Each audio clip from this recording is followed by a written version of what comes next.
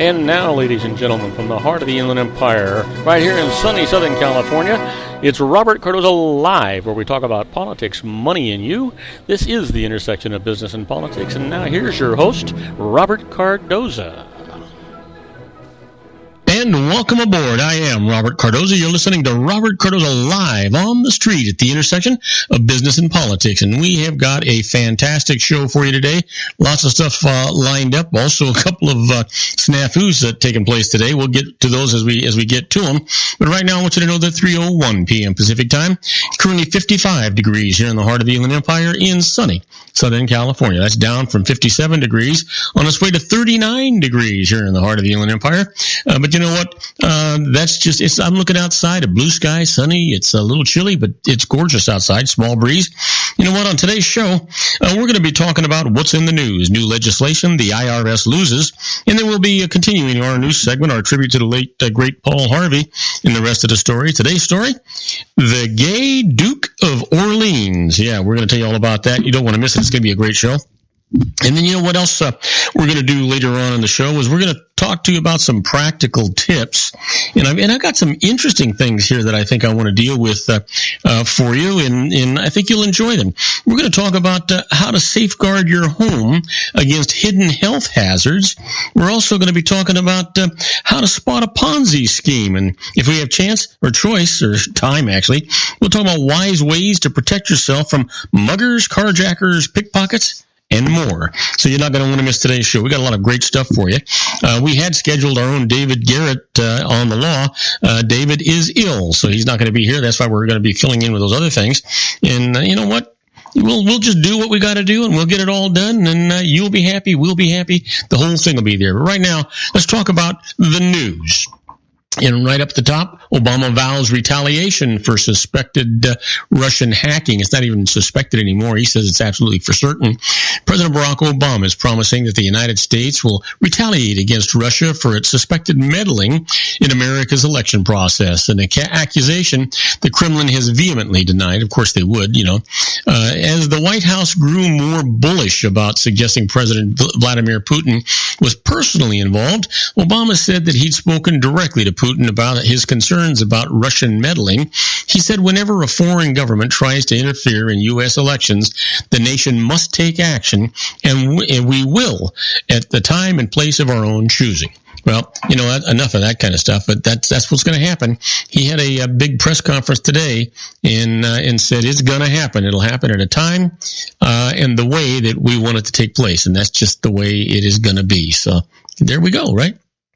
Well, you know what? Obama urges Trump to take foreign election impact seriously. President Barack Obama suggested strongly today that Russia's Vladimir Putin knew about the email hackings that roiled the U.S. presidential race, and he urged his successor, Republican Donald Trump, to back a bipartisan investigation into the matter. Not much happens in Russia without Vladimir Putin, Obama said in his year-end news conference. The president said that he had warned Putin there would be serious consequences if he did not cut it out, though Obama did not specify the extent or timing of any U.S. retaliation for the hacking, which many Democrats believe contributed to Trump's victory over Hillary Clinton.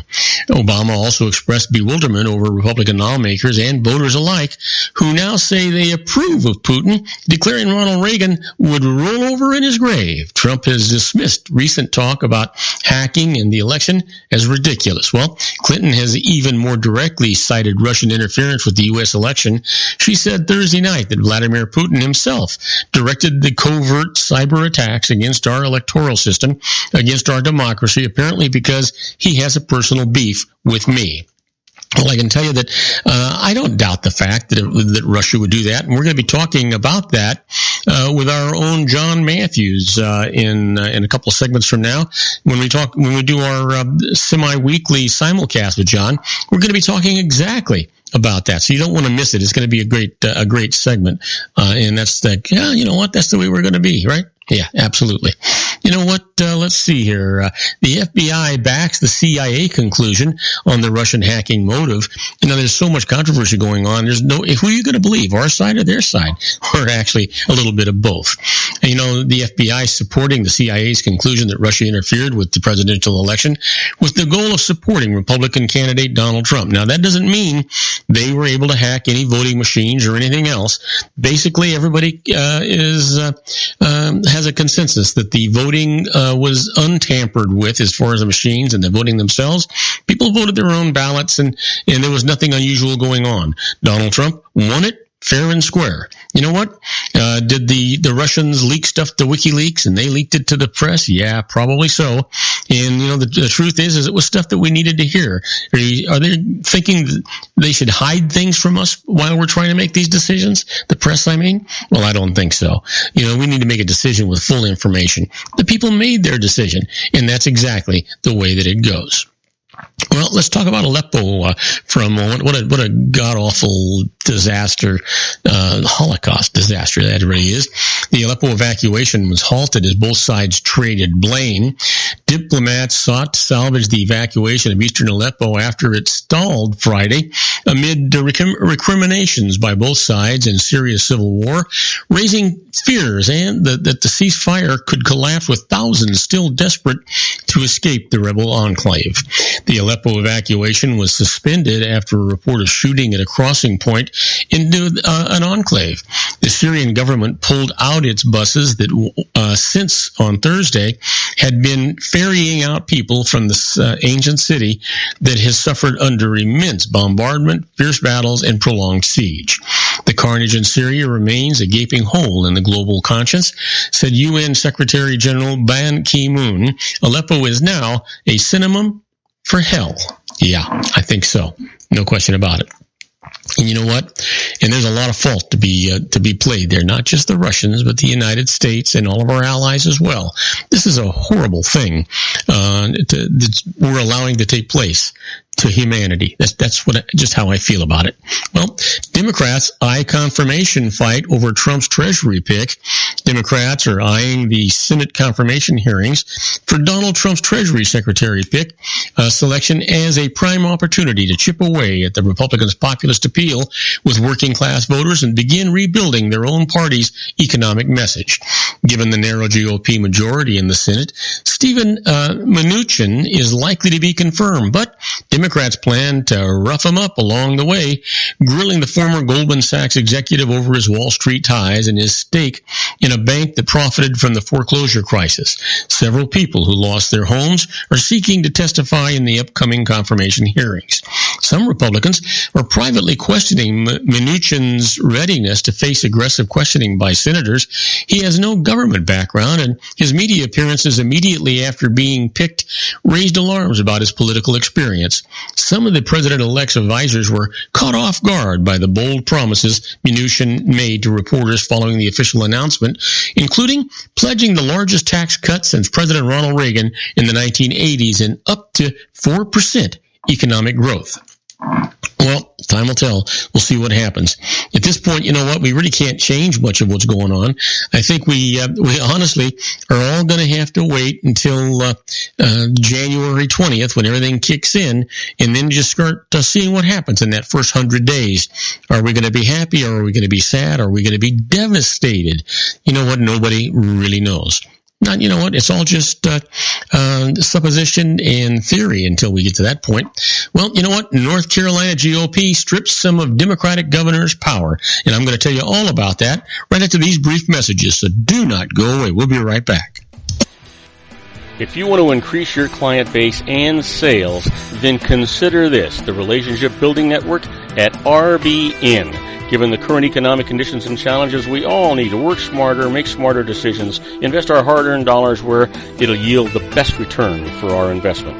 Many business professionals claim that the most effective networking group in Orange County is RBN. No other networking group or organization can offer what RBN offers. Make every year your best year. Join RBN and start reaping the benefits today. You know, nearly 3,000 businesses have joined RBN and experienced those benefits. Why join RBN? It's one group. It's one membership. It's no renewals. It's all through Orange County. RBN is a freestyle networking group. No mandatory attendance, no restrictions, no rules, and no penalties. Call them at 949-830-5776 or go to their website at rbninfo.com. That's 949-830-5776. If you've ever dreamed of having your own business to make your life secure, you know Water's Edge Wineries might be just the ticket. In 2004, their founder, Ken Leinberger, created the first winery franchise in California. It was a new concept with all of the functionality of a traditional winery, but without the vineyards. They purchase high-quality grape must from one of the largest winemaking companies in the world. Then they craft each wine carefully and bottle it right at their location. The winery was built to satisfy consumer demand for wine by the bottle and by the glass, but still kept the element of allowing customers to bottle their own custom vintage. Now, they're opening urban wineries across the United States under the brand Water's Edge Wineries. If you've ever dreamed of owning your own winery, it may be in reach right now through Water's Edge Wineries. Just give them a call at 909-468-9463, extension 700. That's Water's Edge Wineries, 909-468-9463.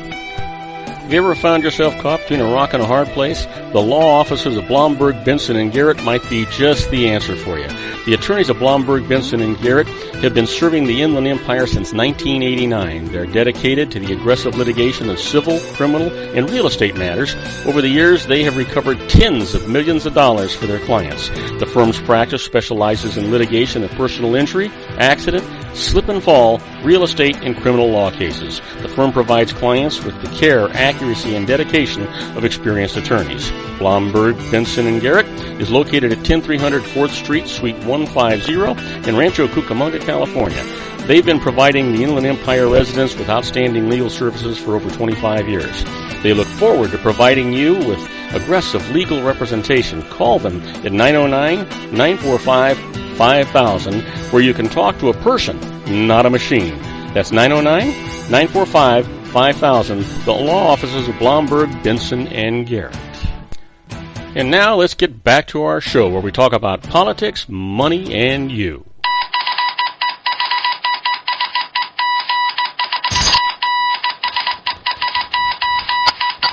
And I am Robert Cardoza. You're listening to Robert Cardoza live on the street at the intersection of business and politics. And we're talking news. You know what? North Carolina GOP strips some of Democratic governor's power. North Carolina Republicans stripped the incoming Democratic governor of some of his authority today, and they were on the cusp of an even greater power grab, an extraordinary move that critics said flies in the face of voters. Just last week, it appeared Republicans were ready to finally accept Democrats' narrow win in a contentious governor's race. As it turns out, they weren't done fighting. In a surprise special session in the dying days of the old administration, some say the Republican-dominated legislature has thrown the government into total disarray, approving at least one bill aimed at emasculating incoming Governor Roy Cooper's administration. Cooper, the current Attorney General, has threatened to sue, and many in the state are accusing Republicans of letting sour grapes over losing the governor's mansion turn into a legislative coup. This was a pure power grab, said retired school librarian Carolyn White, 62 years old, a long-time demonstrator who was arrested as part of the Moral Monday protests against GOP-led legislative policies. I got arrested 2 years ago. Did it make any difference? No. But just like the civil rights movement, it's forward together. You just have to keep going forward. You know, the protesters were so loud that Senate and House cleared the galleries, a highly unusual move. Dozens of people were arrested this week, and our demonstrators were led away from the legislative building. Some chanted, "All political power comes from the people." Those that remained behind could only watch the debate through glass windows or listen to it online. Hundreds stomped their feet or banged on windows outside the gallery, causing several Republican lawmakers to note that they were having trouble hearing during the debate. Democrats repeatedly stated their objections. The kindergartens are getting rowdy, said Republican Representative Dana Baumgardner. She said Democrats were creating out of thin air a talking point for the next election.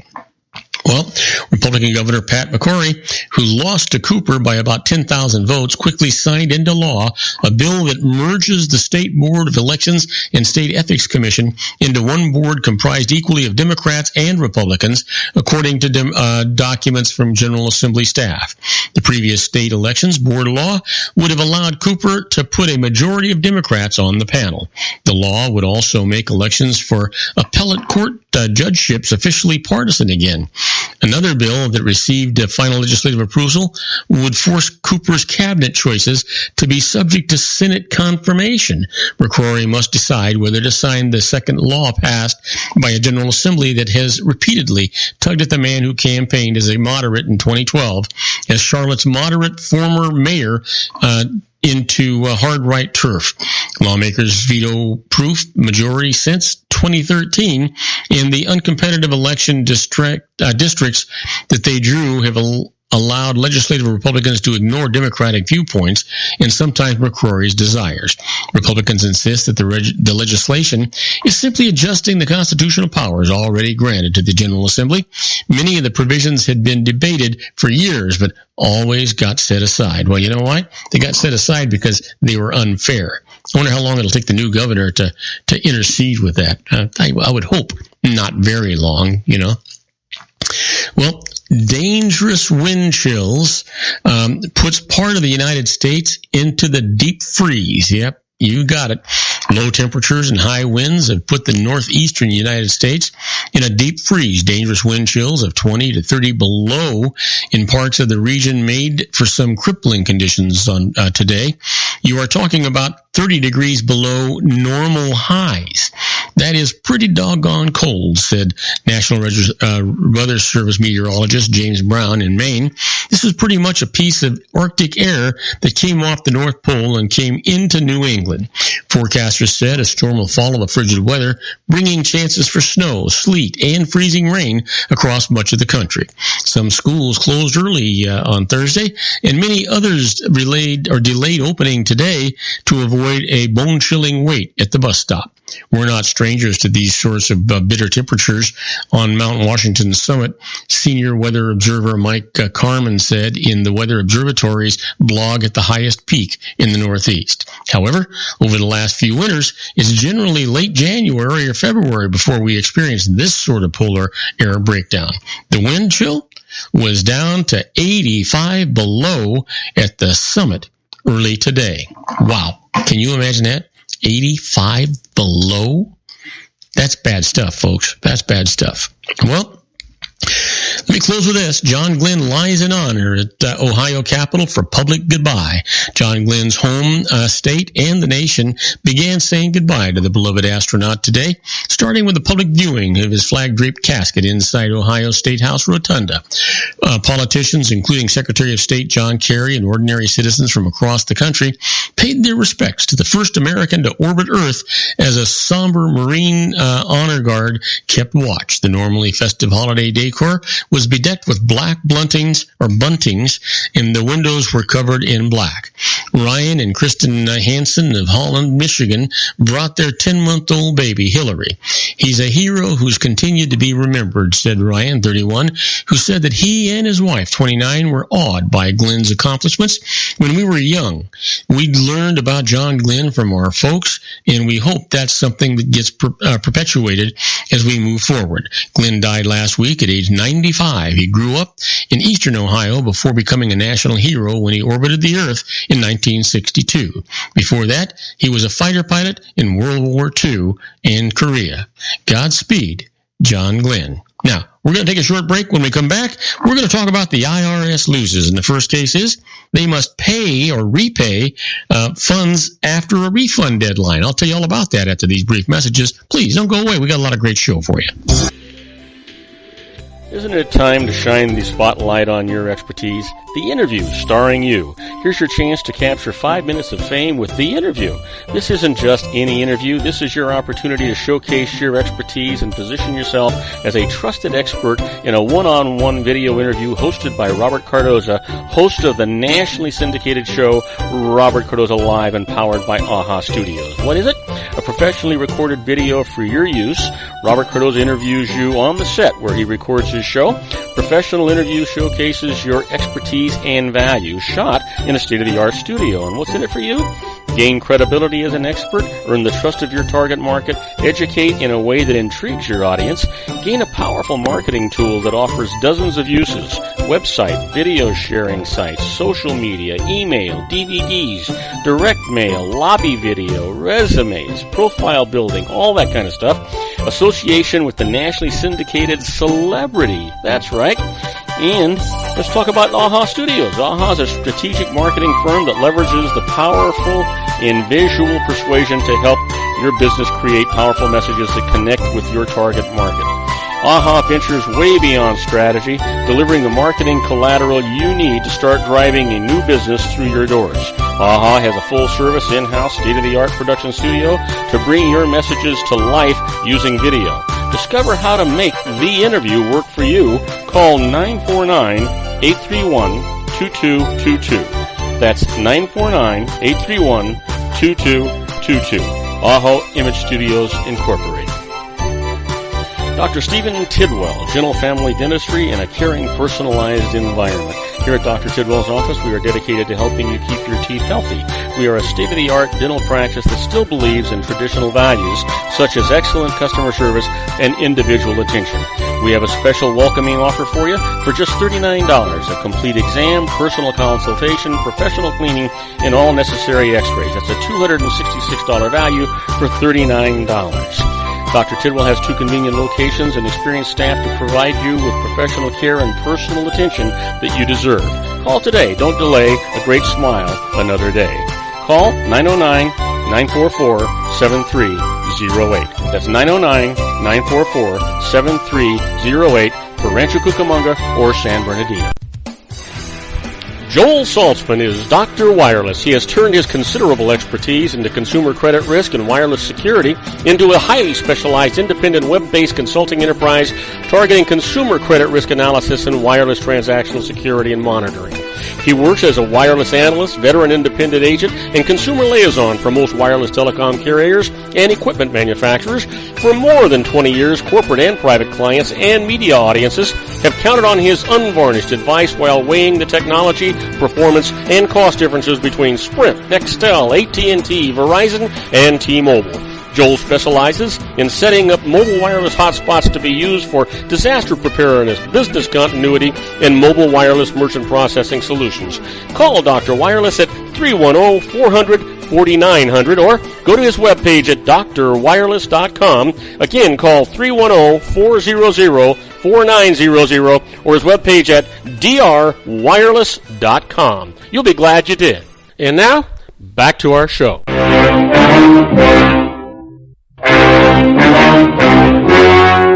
The story you are about to see is true. The names have been changed to protect the innocent.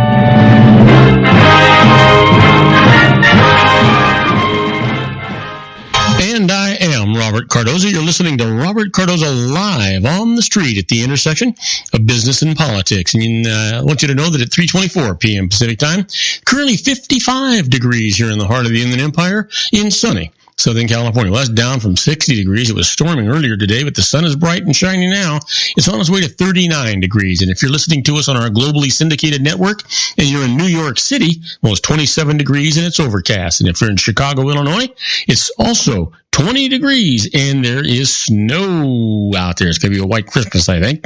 But right now, let's talk about something that's a little lighter and that's going to put a smile on your face. Let's talk about the IRS Loses. The first case up, the IRS must repay funds after a refund deadline. Let me tell you about it.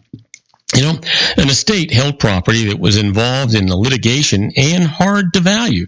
Now, before filing its return or receiving any tax bill, it remitted $168,000 to the IRS to stop penalties and interest from running on any tax that it might owe. Now, later, it filed a late return, showing no tax due, but the IRS said that the deadline for refunding its $165,000 tax payment had actually passed. The estate said that the $165,000 had not been a tax payment, but a deposit not subject to that deadline. So they went to court. This is what the judge said.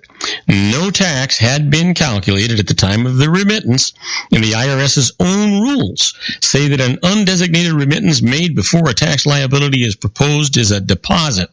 The estate gets its money back, and it gets interest, and the IRS has to pay the legal fees for the estate to get that back. Doesn't that send chills up and down your spine? Doesn't that just take the hair up on the back of your neck and make you feel, wow, it is the season? Yeah, absolutely. You know what? Here's another case for you. The IRS loses.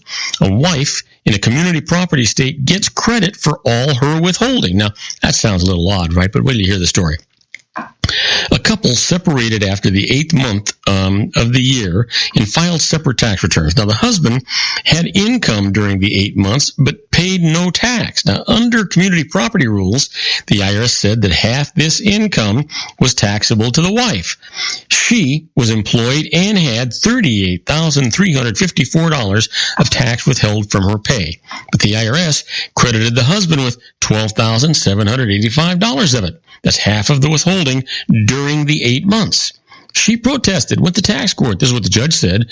The wife was properly taxed on half of her husband's income, but it was inequitable to deny her credit for tax that she had paid and credit it to the husband who had paid none. So she gets credit for all of her tax payments. Husband, zilch, zilch, nothing. That's the way it ought to be. Let me give you one more case here. The IRS loses. Improper deductions do not prove fraud. Well, here's the case. Carlos Sala invested a large amount in what the IRS said was an illegal tax shelter.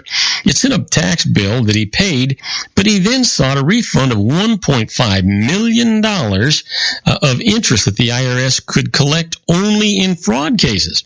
Now, this is what the IRS said. The shelter was fraudulent because the deductions that it gave were much larger than any amount Sala had ever risked losing on his investment in it.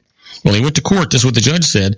Sala's small risk of loss might make his deductions improper, but fraud requires acts of deceit and concealment from the IRS. Now, Sala had acted openly and even obtained a lawyer's opinion about the shelter's propriety before investing in it. So there was no proof of fraud, and the refund, you got it, absolutely allowed. And you know what? Isn't that what you would expect to have happen? Of course it is. Of course it is. Well, you know what? You've heard me talk about being a fly on the wall when the IRS is doing stuff. That's where we're at right now with this segment we call Inside the IRS. It's very much like the Twilight Zone.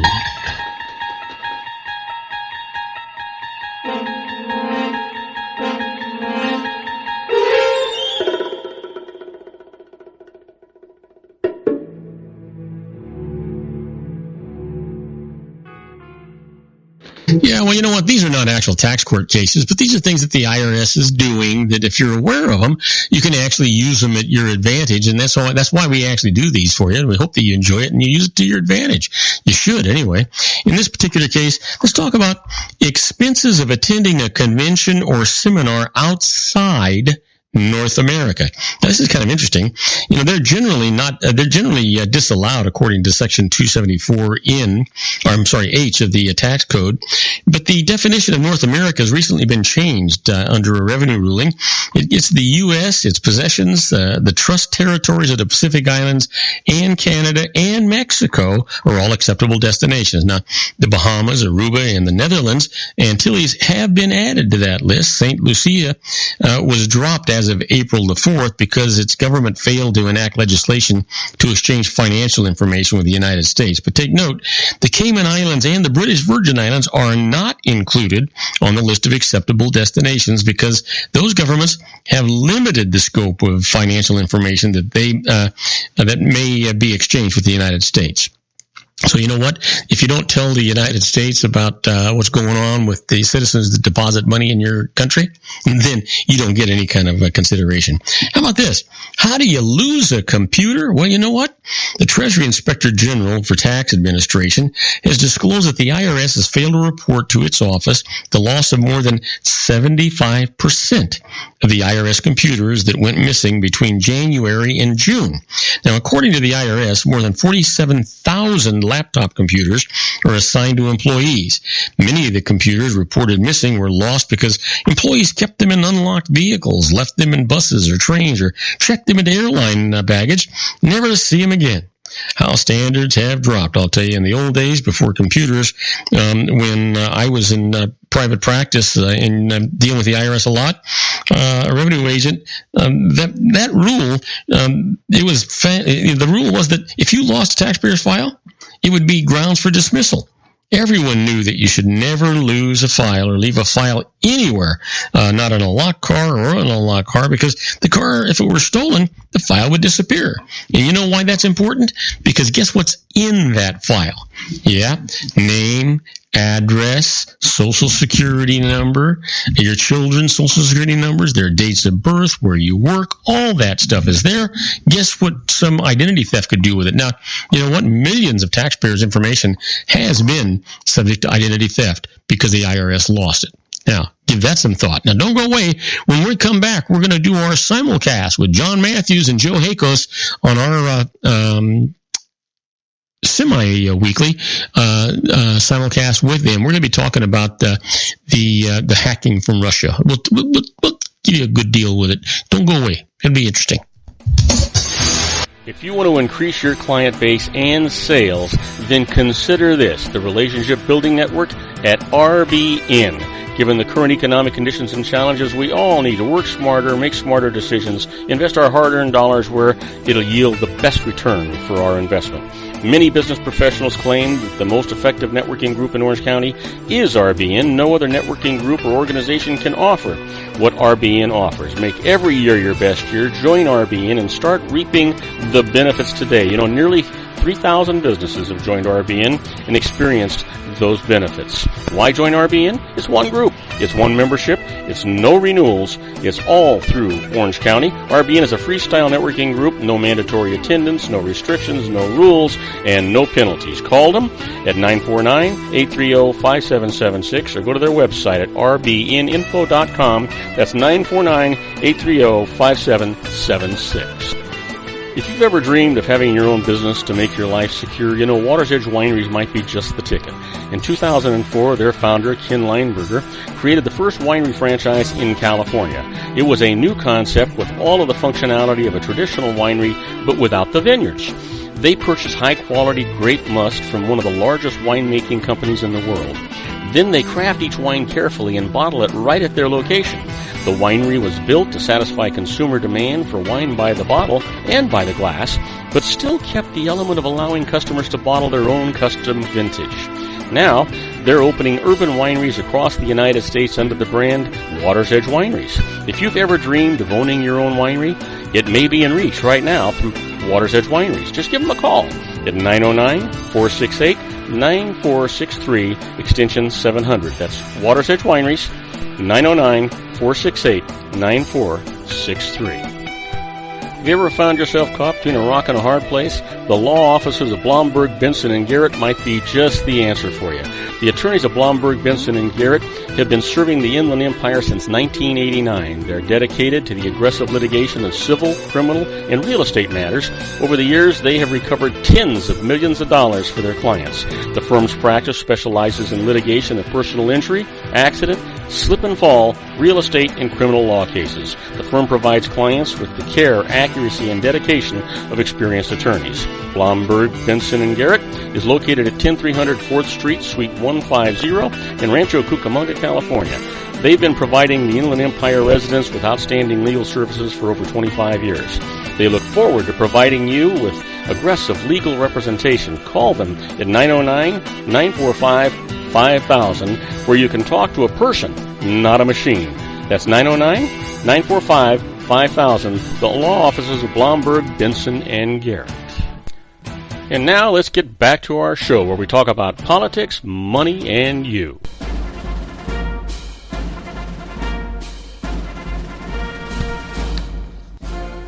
And now, ladies and gentlemen, coming to you from the basement of his strategic planning room located at his political hideaway in Los Angeles County, the dedicated man who stands and serves the political conscience of our nation, Mr. Jon Matthews. And I am Robert Cardoza. You're listening to Robert Cardoza live on the street at the intersection of business and politics. We're at 3:35 p.m. Pacific time. Currently 55 degrees here in the heart of the Inland Empire in sunny Southern California. If you're listening to us on our globally syndicated network and you're in Paris, France, well, it's 37 degrees and it is clear. And now here we are with Jon Matthews. Hey, John, how you doing? Just like me. Just like you? How are you doing, my friend? Hey, I'm doing great. I was so surprised to actually see your picture come up on the phone and know that I was going to be able to talk to you. Well, you know, I'm going to make a public announcement right now. We are in the process of trying to find something that will replace Skype. I think I might have found something, and I'm going to be testing it over the next week because we're going to be off next week, all archives next week. So I'm going to be testing it, but I'm totally frustrated. Dealing with Bill Gates is like dealing with Barack Obama. And I've just come to my wits' end here. We've had a long-running technical problem on Skype, and I cannot locate the source. And I think it has to do with the fact that Microsoft is running the show now. So I won't get into conspiracies, but that's just the way I look at things. I kind of see things through a very subjective prism these days. Hey, you know what? If it doesn't work, it's got to be somebody's fault, right? Yeah. I mean, if the liberals can do it every single day and blame somebody else, it's got to be. I can do it too. It's got to be somebody else's fault. Absolutely. Maybe Vladimir Putin is hacking into my system. I don't know. Well, would you blame him? I wouldn't blame him at all. Heck no. I mean, here's the deal. Well, we're going to get into this thing anyway. Look, this is the perfect segue to get into it anyhow. I've been thinking about this and thinking about this and thinking about this, and everybody's castigating Vladimir Putin. I don't doubt that he hacked in there or ordered the hacking or whatever's going on.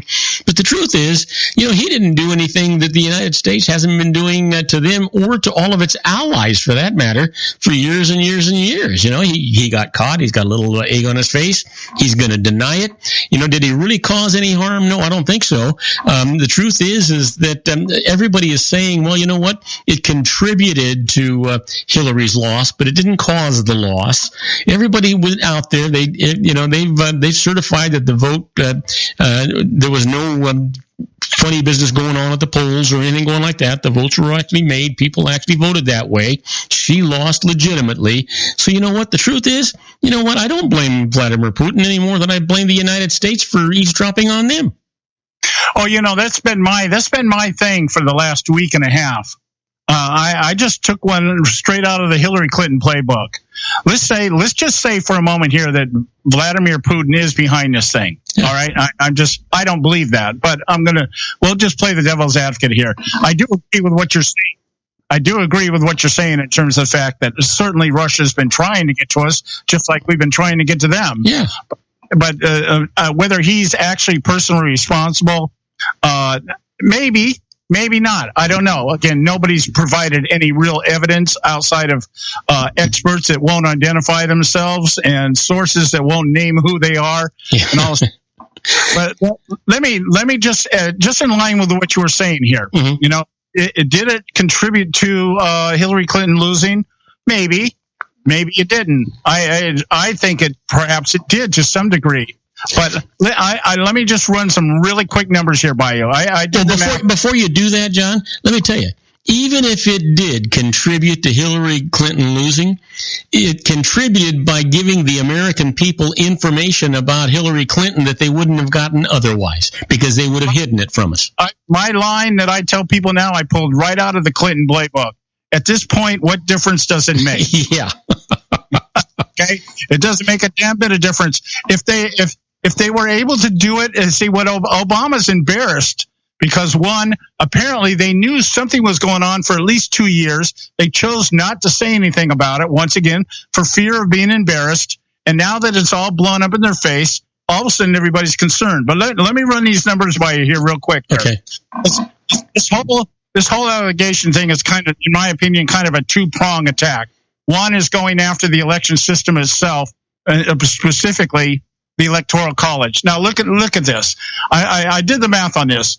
The total number of votes cast in this election, according to the bureau that has certified the election results, Trump got 62,958,211 votes.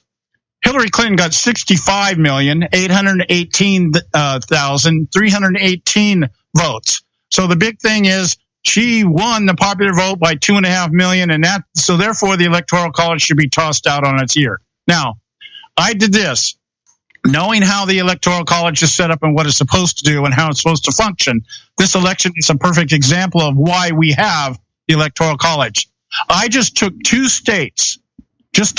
California, Trump got 4,483,810 votes. Hillary Clinton got 8,753,788 votes, almost double what Trump got.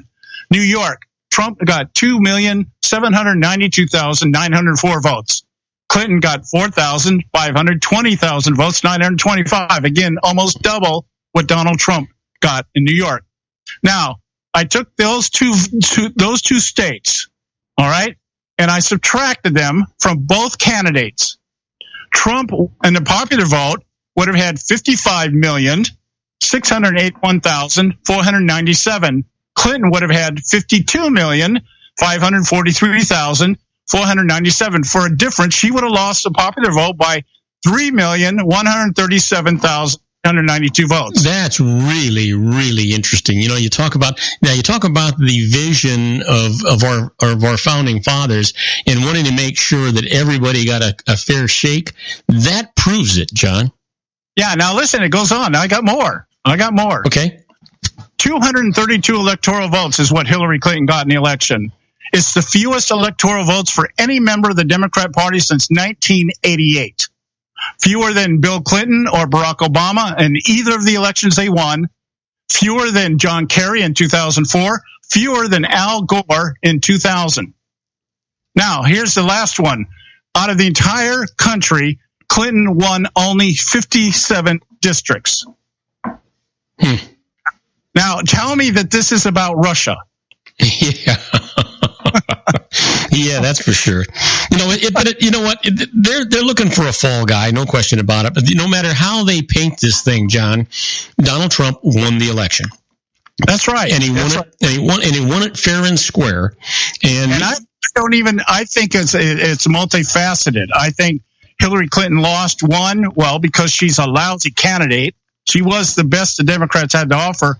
Then let's be honest. We both know this because we both said this. Neither candidate was great. Yeah. All right. Neither one of them represented what we as conservatives believe. All right. But the point being is that Clinton was just a lousy choice. She was chosen basically because she caved in 2008 and supported Barack Obama. So it's her turn. That kind of thing. That was the thinking. The other thing is that when we talk about the governorships, and we talk about the loss of governorships, the loss in state legislators, and how many the Democrats have lost across the board at the state level. It's a repudiation of the Obama administration and his policies. Yep. So now they got to do two things. They've got to try to run damage control for Hillary Clinton's loss because they didn't have anybody else to put up there. And two, they have to protect Barack Obama's legacy. So there's no question that that's what they're doing. I sit here and I'm just dumbfounded. It irritates me to no end, John, to hear everybody castigating. I gotta find another word. Everybody just trying to bury Donald Trump because of his cabinet choices and the things that he's doing. The truth is, he's doing exactly what he said he would do while he was campaigning. That's what all those people voted for him for. Yeah, what a concept. I'm going to do what I actually said I was going to do. Yeah, and now people are just absolutely bad-mouthing him and criticizing him. And the truth is, he's doing what he said he would do. That's why these people voted for him. And you know what? How about just the guy hasn't even raised his right hand and taken the oath of office yet? He hasn't had a chance to mess anything up or do any good. I'm waiting to see what happens during that first 100 days. Well, I'm hoping he spends the first day doing nothing but undoing the 200 some odd executive orders Barack Obama put out there, because that's what he said he was going to do. Yeah, absolutely. And and everybody is poo-pooing him because he's trying to soften the irritation between the United States and Russia. I mean, isn't that what diplomacy is supposed to be about? Isn't it about trying? Maybe we're never going to agree with him. Maybe we're never going to be their friend, but at least we can be friendly and make the world a safer place. Maybe get something accomplished. I think that's kind of what it should be. Well, I think what the irritation is that he might do something that Barack Obama wanted to do but couldn't do. Yeah. And the same thing with China. I think that's the irritant, is that Obama's done everything leading from behind and expected it to get done. Nothing got done. Trump's come out and say, hey, I know how to make deals. He's already lining up the deal makers, already making phone calls. Who knows? So I'm like, hey. Yeah, wouldn't it be interesting, John, that all of a sudden Russia and Saudi Arabia and our allies actually got seriously involved in solving the problem in the Middle East? Well, we'll see. I don't know how it's going to play out, but I sure know one thing. There sure are a lot of pissed off Democrats today who just can't understand and won't point the finger where it belongs. Oh, yeah. Have you been watching Netanyahu? I mean, all of a sudden, this guy, he's a happy camper. He's loving every part of this. He says he's got a great relationship with Donald Trump and says that we'll be back to having the same kind of relationship between Israel and the United States that we had before Obama. Oh, yeah. There's a lot of things. I can even expound on what's going on over in Asia, the Philippines. You ought to hear what's going on over there. Well, we got to go to a break right now, though, and we'll be back. We've got Bob Cardoza from Robert Cardoza Live. And we're going to take a short break. We'll be right back with John after these brief messages. Do not go away. Isn't it time to shine the spotlight on your expertise? The Interview, starring you. Here's your chance to capture 5 minutes of fame with The Interview. This isn't just any interview. This is your opportunity to showcase your expertise and position yourself as a trusted expert in a one-on-one video interview hosted by Robert Cardoza, host of the nationally syndicated show Robert Cardoza Live and powered by AHA Studios. What is it? A professionally recorded video for your use. Robert Cardoza interviews you on the set where he records his show. Professional interview showcases your expertise and value, shot in a state-of-the-art studio. And what's in it for you? Gain credibility as an expert, earn the trust of your target market, educate in a way that intrigues your audience, gain a powerful marketing tool that offers dozens of uses, website, video sharing sites, social media, email, DVDs, direct mail, lobby video, resumes, profile building, all that kind of stuff. Association with the nationally syndicated celebrity. That's right. And let's talk about AHA Studios. AHA is a strategic marketing firm that leverages the powerful and visual persuasion to help your business create powerful messages that connect with your target market. AHA ventures way beyond strategy, delivering the marketing collateral you need to start driving a new business through your doors. AHA has a full-service, in-house, state-of-the-art production studio to bring your messages to life using video. Discover how to make The Interview work for you. Call 949-831-2222. That's 949-831-2222. AHA Image Studios, Incorporated. And I am Robert Cardoza. You're listening to Robert Cardoza Live on the street at the intersection of business and politics. And at 3:48 p.m. Pacific time, currently still 55 degrees here in the heart of the Inland Empire in sunny Southern California. And if you're listening to us on our globally syndicated network and you're in London, England, well, it's 48 degrees and it's mostly cloudy. And if you're in Vienna, Austria, 27 degrees and partly cloudy. Well, we're waiting for our reconnection to Jon Matthews and Joe Hakos for our semi-weekly simulcast. We've been talking about the election. We've been talking about the Russians hacking and that kind of stuff. And very interesting. And as a perspective, the truth is, taking, like John says, taking a page out of Hillary's playbook. What difference does it make at this point? It was an honest election. There was nothing happening at the polls. Now we're back with Jon Matthews in the Conservative Syndicate. Hey, John. Yeah. Okay. All right. Back to your earlier comment about, let's say that the Russians were behind some of this stuff. Mm-hmm. Okay.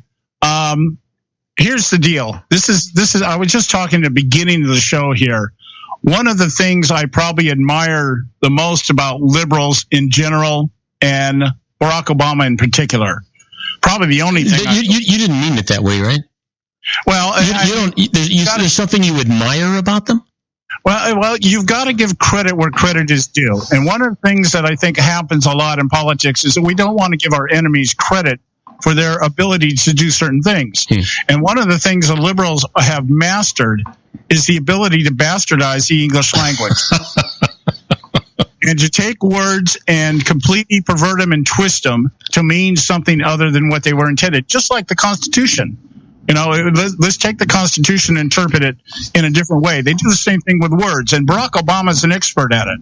At his press conference today, it was a perfect example of how this guy, whenever he's in the public eye, just plays this calm, cool, Austin Powers, international man of mystery, mojo kind of thing, you know? Well, I don't know. He made one reporter pass out.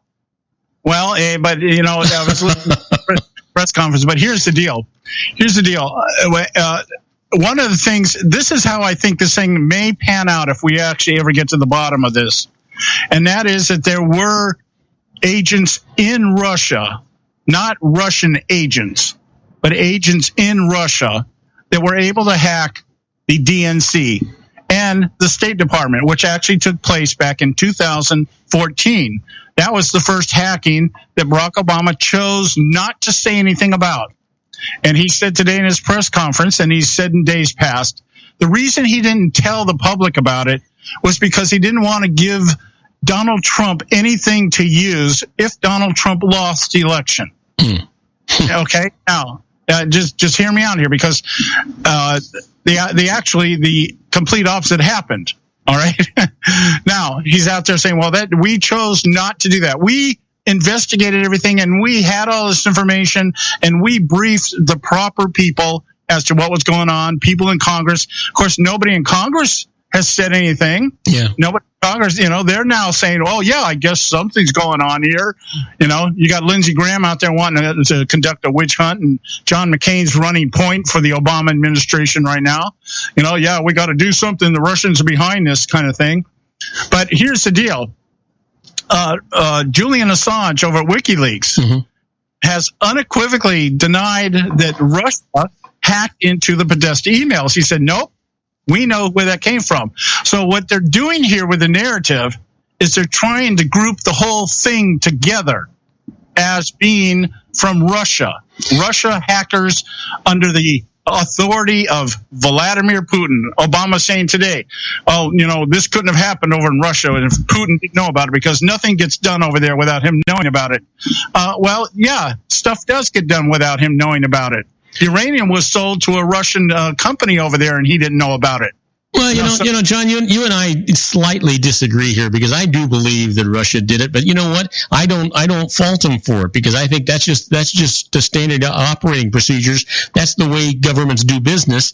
We're spying on them, they're spying on us. We're hacking them, they're hacking us. Even Obama today said we can do things to them that they know we can do it, and we don't want to tell them how. And that's because we're already doing it, for Pete's sake. You know what? They're no different than we are, other than we don't like their government. And we maybe don't like their leader.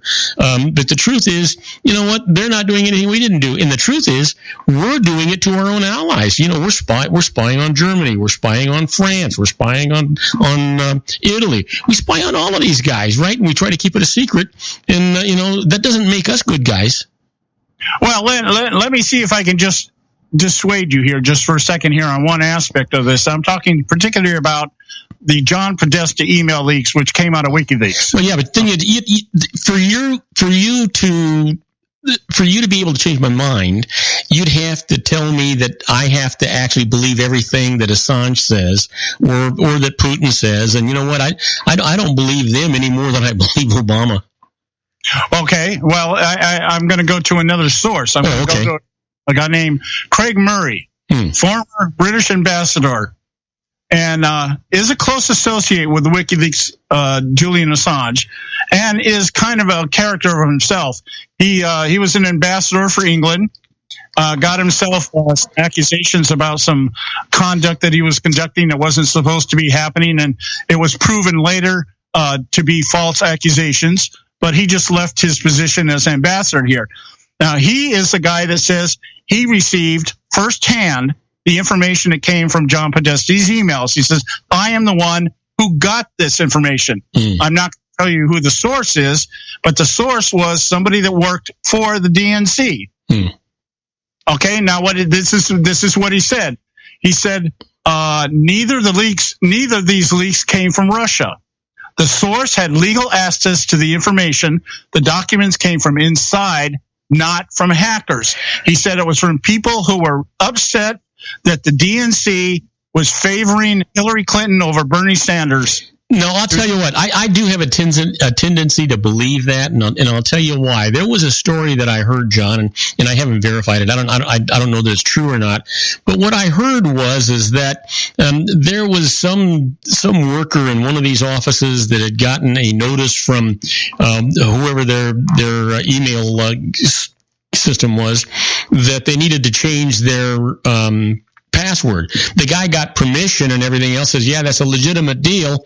Change your password. And he did a typo mistake, and that's what allowed these things to go out.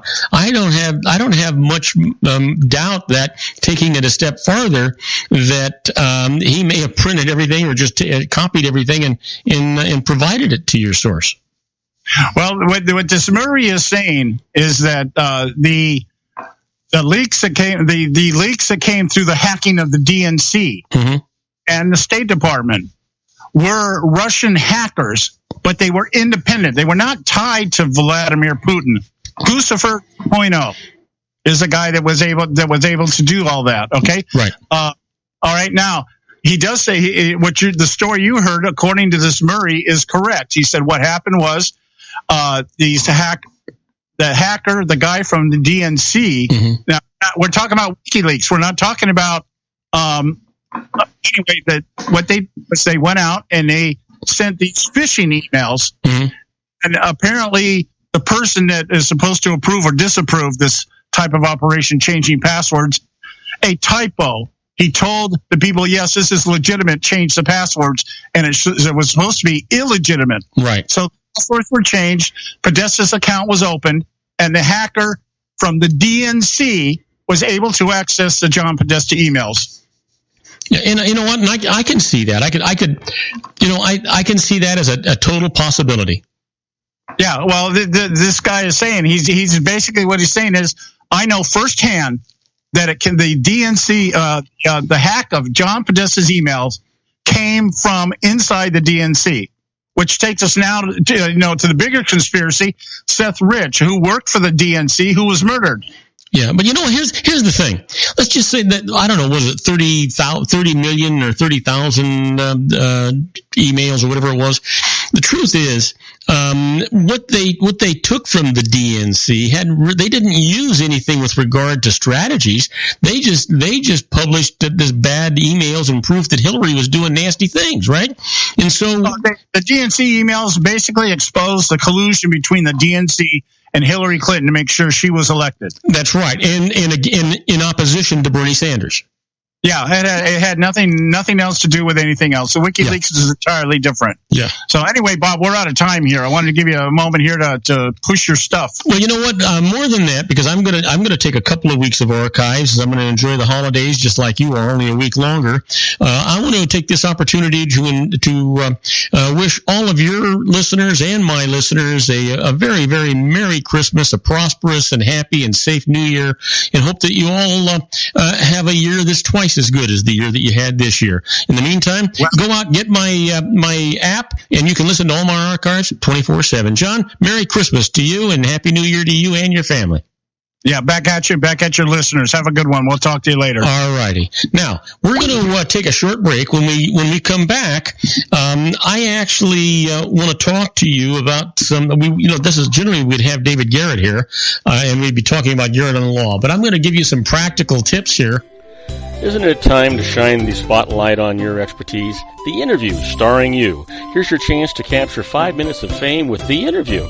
This isn't just any interview. This is your opportunity to showcase your expertise and position yourself as a trusted expert in a one-on-one video interview hosted by Robert Cardoza, host of the nationally syndicated show Robert Cardoza Live and powered by AHA Studios. What is it? A professionally recorded video for your use. Robert Cardoza interviews you on the set where he records his show. Professional interview showcases your expertise and value, shot in a state-of-the-art studio. And what's in it for you? Gain credibility as an expert, earn the trust of your target market, educate in a way that intrigues your audience, gain a powerful marketing tool that offers dozens of uses, website, video sharing sites, social media, email, DVDs, direct mail, lobby video, resumes, profile building, all that kind of stuff. Association with the nationally syndicated celebrity. That's right. And let's talk about AHA Studios. AHA is a strategic marketing firm that leverages the powerful and visual persuasion to help your business create powerful messages that connect with your target market. AHA ventures way beyond strategy, delivering the marketing collateral you need to start driving a new business through your doors. AHA has a full-service, in-house, state-of-the-art production studio to bring your messages to life using video. Discover how to make The Interview work for you. Call 949-831-2222. That's 949-831-2222. AHA Image Studios, Incorporated.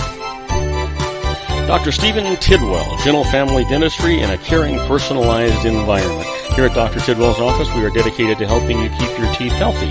We are a state-of-the-art dental practice that still believes in traditional values, such as excellent customer service and individual attention.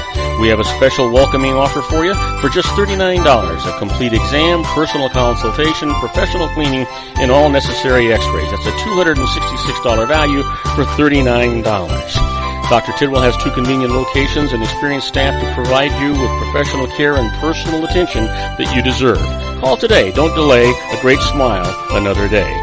Call 909-944-7308. That's 909-944-7308 for Rancho Cucamonga or San Bernardino. Joel Saltzman is Dr. Wireless. He has turned his considerable expertise into consumer credit risk and wireless security into a highly specialized independent web-based consulting enterprise targeting consumer credit risk analysis and wireless transactional security and monitoring. He works as a wireless analyst, veteran independent agent, and consumer liaison for most wireless telecom carriers and equipment manufacturers. For more than 20 years, corporate and private clients and media audiences have counted on his unvarnished advice while weighing the technology, performance, and cost differences between Sprint, Nextel, AT&T, Verizon, and T-Mobile.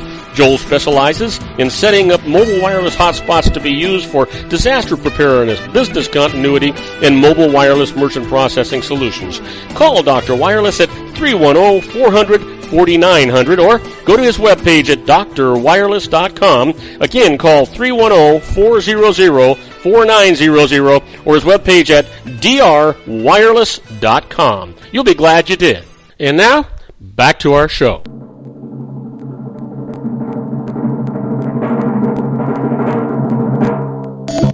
And I am Robert Cardoza. You're listening to Robert Cardoza Live on the Street at the intersection of business and politics, where at 4:03 p.m. Pacific Time, it's now 54 degrees here in the heart of the Inland Empire in sunny Southern California. It's on its way down to 38 degrees. It's going to be chilly, but it is sunny outside, and it is beautiful. Blue skies out there. If you're listening to us on our globally syndicated network and you're in Madrid, Spain, well, you know what? It's 48 degrees and it's clear. And if you're in Tokyo, Japan, listening to our show, it is 42 degrees and it is clear. So, you know what? Good weather going on around here. You know what?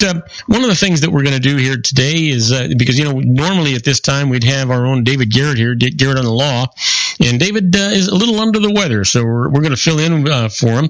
And what I want to do is I want to give you some practical tips. And the first one is how to safeguard your home against hidden health hazards. You know, if you buy a home that has hidden hazards and you could lose your life savings to a massively expensive cleanup, ignore the problem and you might be the target of a lawsuit by a neighbor or a home's next owner. Also, as time passes and environmental regulations tighten, problems may become even more expensive to fix. Now, here are 5 major environmental risks and what you do about them. Here's the first one: underground oil tanks. You know what? Buried fuel tanks often leak as they disintegrate. Tank removal can cost for anywhere from $1,200 to $2,000, depending on the size and where the tank is actually located. Now, fixing a significant leak that impacts soil and groundwater can cost, get this, $50,000 or more. Now, if neighbors test their well water and discover that it's contaminated because of your leak or that there are oil vapors in their homes, you can be sued. The only clue that a tank is leaking is a dramatic, unexplained increase in your heating bills or a heating failure due to water entering the system. So you'll find this helpful. Some homeowners' insurance policies cover cleanup costs. Some insurers and tank installation companies sell tank insurance. Or check with your state's Department of Environmental Protection. It might have programs that help pay for cleanups. Now, here's an example. New Jersey has a petroleum underground storage tank remediation, upgrade, and closure fund. And home sellers, well, you know what? To expedite a sale, present contractor certification from your own town that proves your tank has passed a pressure test to detect leaks, or the permit documentation that for a former owner removed or properly buried a tank and filled it with sand. You know, as far as home buyers are concerned, the purchase should be contingent on removal of a buried oil tank or passing of a pressure test. You know what? The cost for a pressure test is only about $400 to $500. It's worth doing. I can guarantee you that. You know, how about asbestos? You think it's gone? Well, not really. Homes built before 1980 may have asbestos fibers in the floor tiles, pipe insulation, roof materials, sheetrock. Even caulking asbestos can cause potentially lethal lung diseases, including asbestosis, mesothelioma, and lung cancer. Professional removal costs up to several $1,000s, depending on the amount of asbestos that's actually present. Now, you might not need to act as long as asbestos-containing tile or insulation is intact. There's no immediate health risk. If items containing asbestos begin to deteriorate and must be removed, hire a licensed asbestos abatement contractor. Now, for home sellers, disclose to potential buyers that you have removed asbestos and whether any asbestos remains. Make sure you disclose that. And for home buyers, if the home was built before 1980, make sure that the deal's contingent on asbestos tests. Now, the cost for that's about $750. Now, let's talk about lead paint. You know what? Homes built before 1978 usually have lead paint on the walls, doors, trim, and window frames. Lead in paint chips or dust can cause developmental problems in children. In adults, it can cause anemia, kidney damage, sterility, and damage to the central nervous system. If lead paint is in good condition, it usually is sufficient just to paint right over the top of it to keep it from chipping and doing all those other things. Now, there is a caution here, though. Repainting is less effective on edges of doors and windows.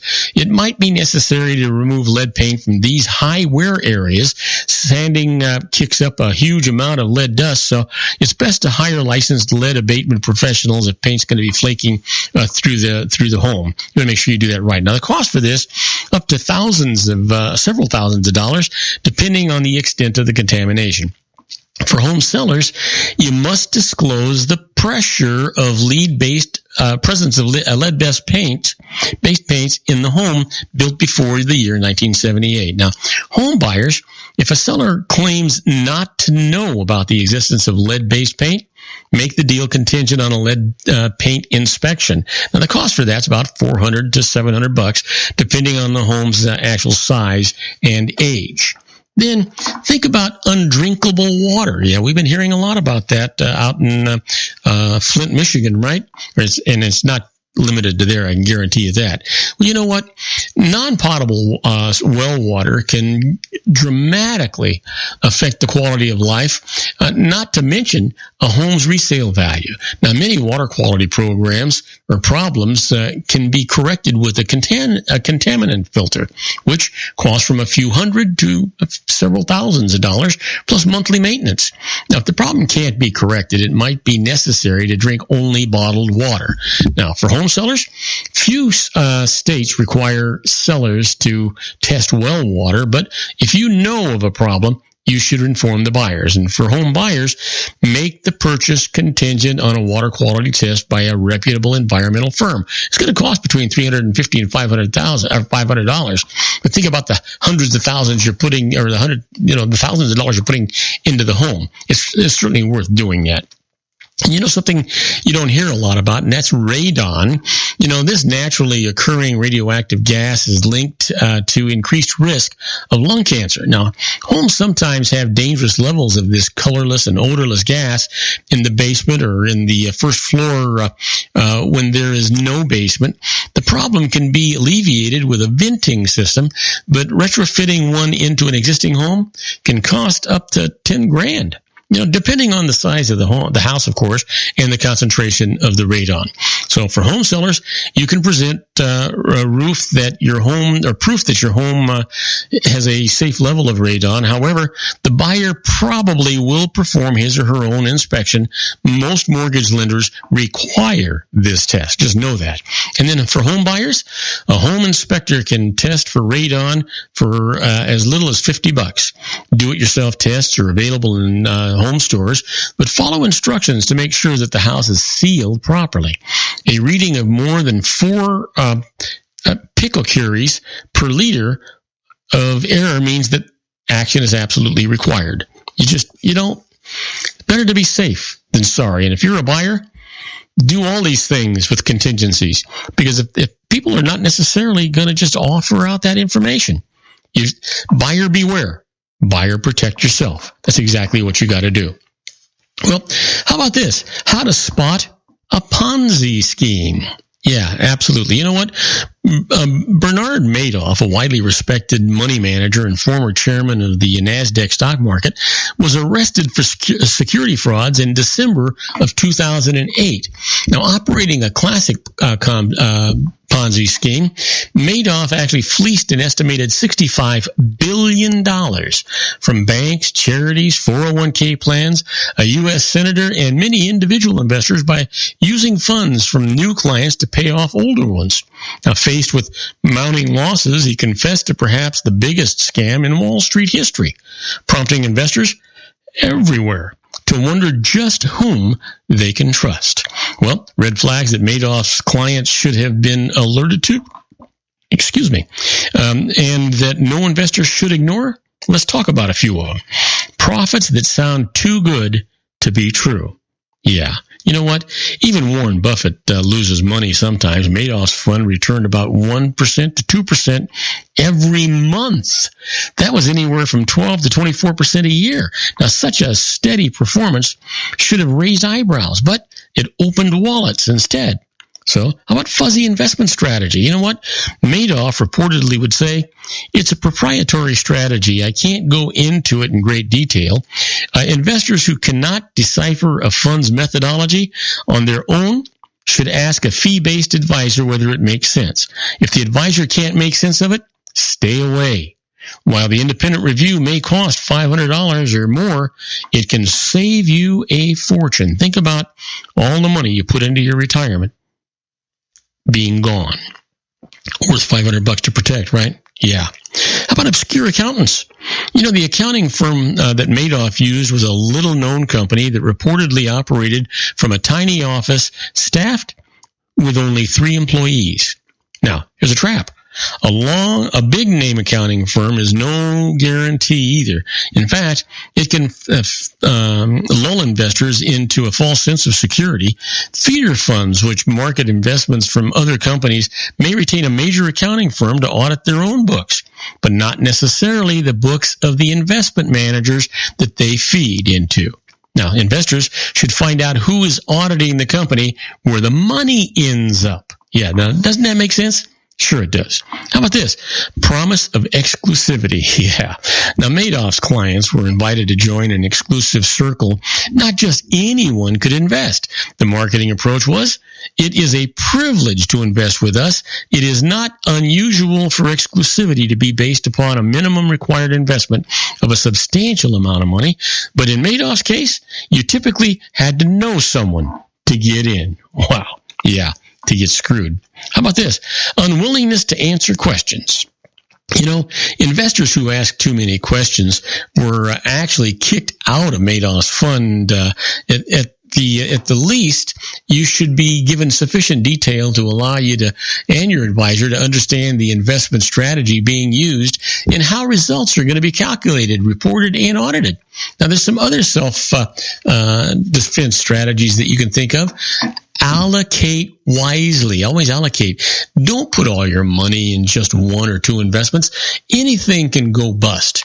But also beware of too diversified a portfolio.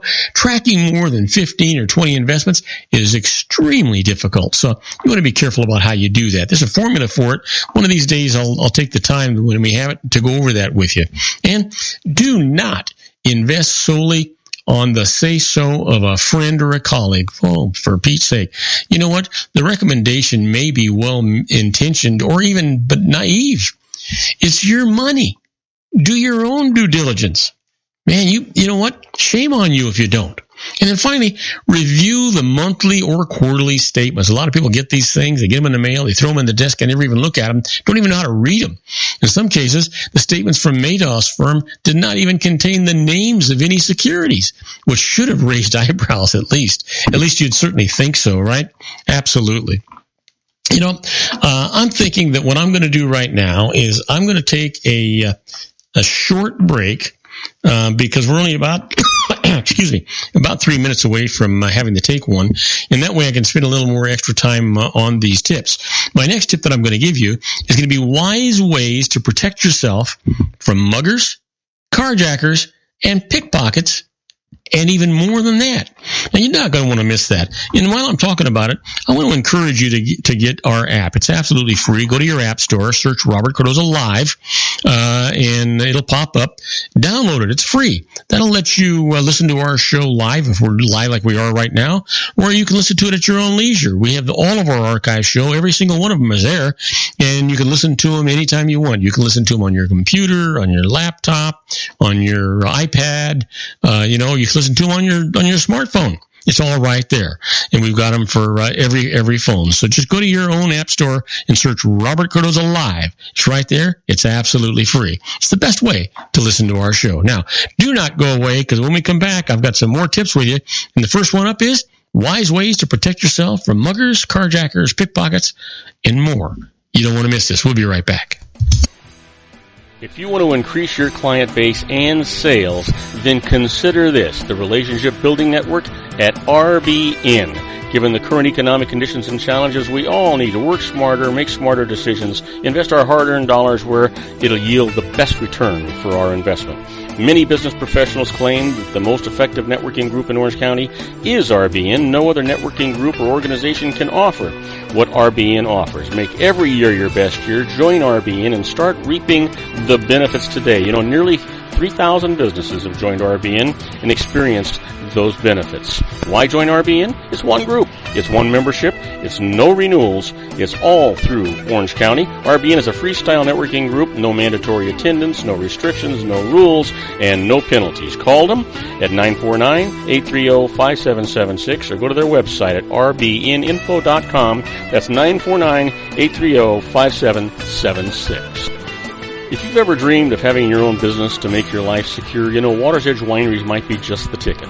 In 2004, their founder, Ken Lineberger, created the first winery franchise in California. It was a new concept with all of the functionality of a traditional winery, but without the vineyards. They purchased high-quality grape must from one of the largest winemaking companies in the world. Then they craft each wine carefully and bottle it right at their location. The winery was built to satisfy consumer demand for wine by the bottle and by the glass, but still kept the element of allowing customers to bottle their own custom vintage. Now, they're opening urban wineries across the United States under the brand Water's Edge Wineries. If you've ever dreamed of owning your own winery, it may be in reach right now from Water's Edge Wineries. Just give them a call at 909-468-9463, extension 700. That's Water's Edge Wineries, 909-468-9463. Have you ever found yourself caught between a rock and a hard place? The law offices of Blomberg, Benson, and Garrett might be just the answer for you. The attorneys of Blomberg, Benson, and Garrett have been serving the Inland Empire since 1989. They're dedicated to the aggressive litigation of civil, criminal, and real estate matters. Over the years, they have recovered tens of millions of dollars for their clients. The firm's practice specializes in litigation of personal injury, accident, slip and fall, real estate, and criminal law cases. The firm provides clients with the care, accuracy, and dedication of experienced attorneys. Blomberg, Benson, and Garrett is located at 10300 4th Street, Suite 150 in Rancho Cucamonga, California. They've been providing the Inland Empire residents with outstanding legal services for over 25 years. They look forward to providing you with aggressive legal representation. Call them at 909-945-5000, where you can talk to a person, not a machine. That's 909-945-5000, the law offices of Blomberg, Benson, and Garrett. And now let's get back to our show where we talk about politics, money, and you.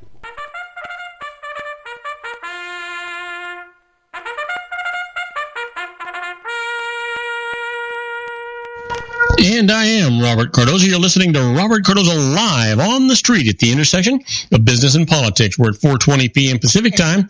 It is currently still, it's going down 52 degrees on its way to 37 degrees here now in the heart of the Inland Empire in sunny Southern California. It is sunny. It's beautiful. Little chilly outside. I shouldn't be saying that. If you're back east, it's even worse, right? You know what? If you're listening to us on our globally syndicated network and you're in Sydney, Australia, it's 84 degrees. And it's clear, and that is beautiful, all right?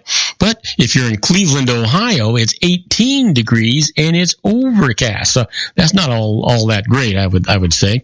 You know what? Right now, what I really want to do is I want to give you some more practical tips. I want to talk about wise ways to protect yourself from muggers, carjackers, pickpockets, and more. And that's kind of what we really want to talk to you about today. So you know what? Let's just get right to that.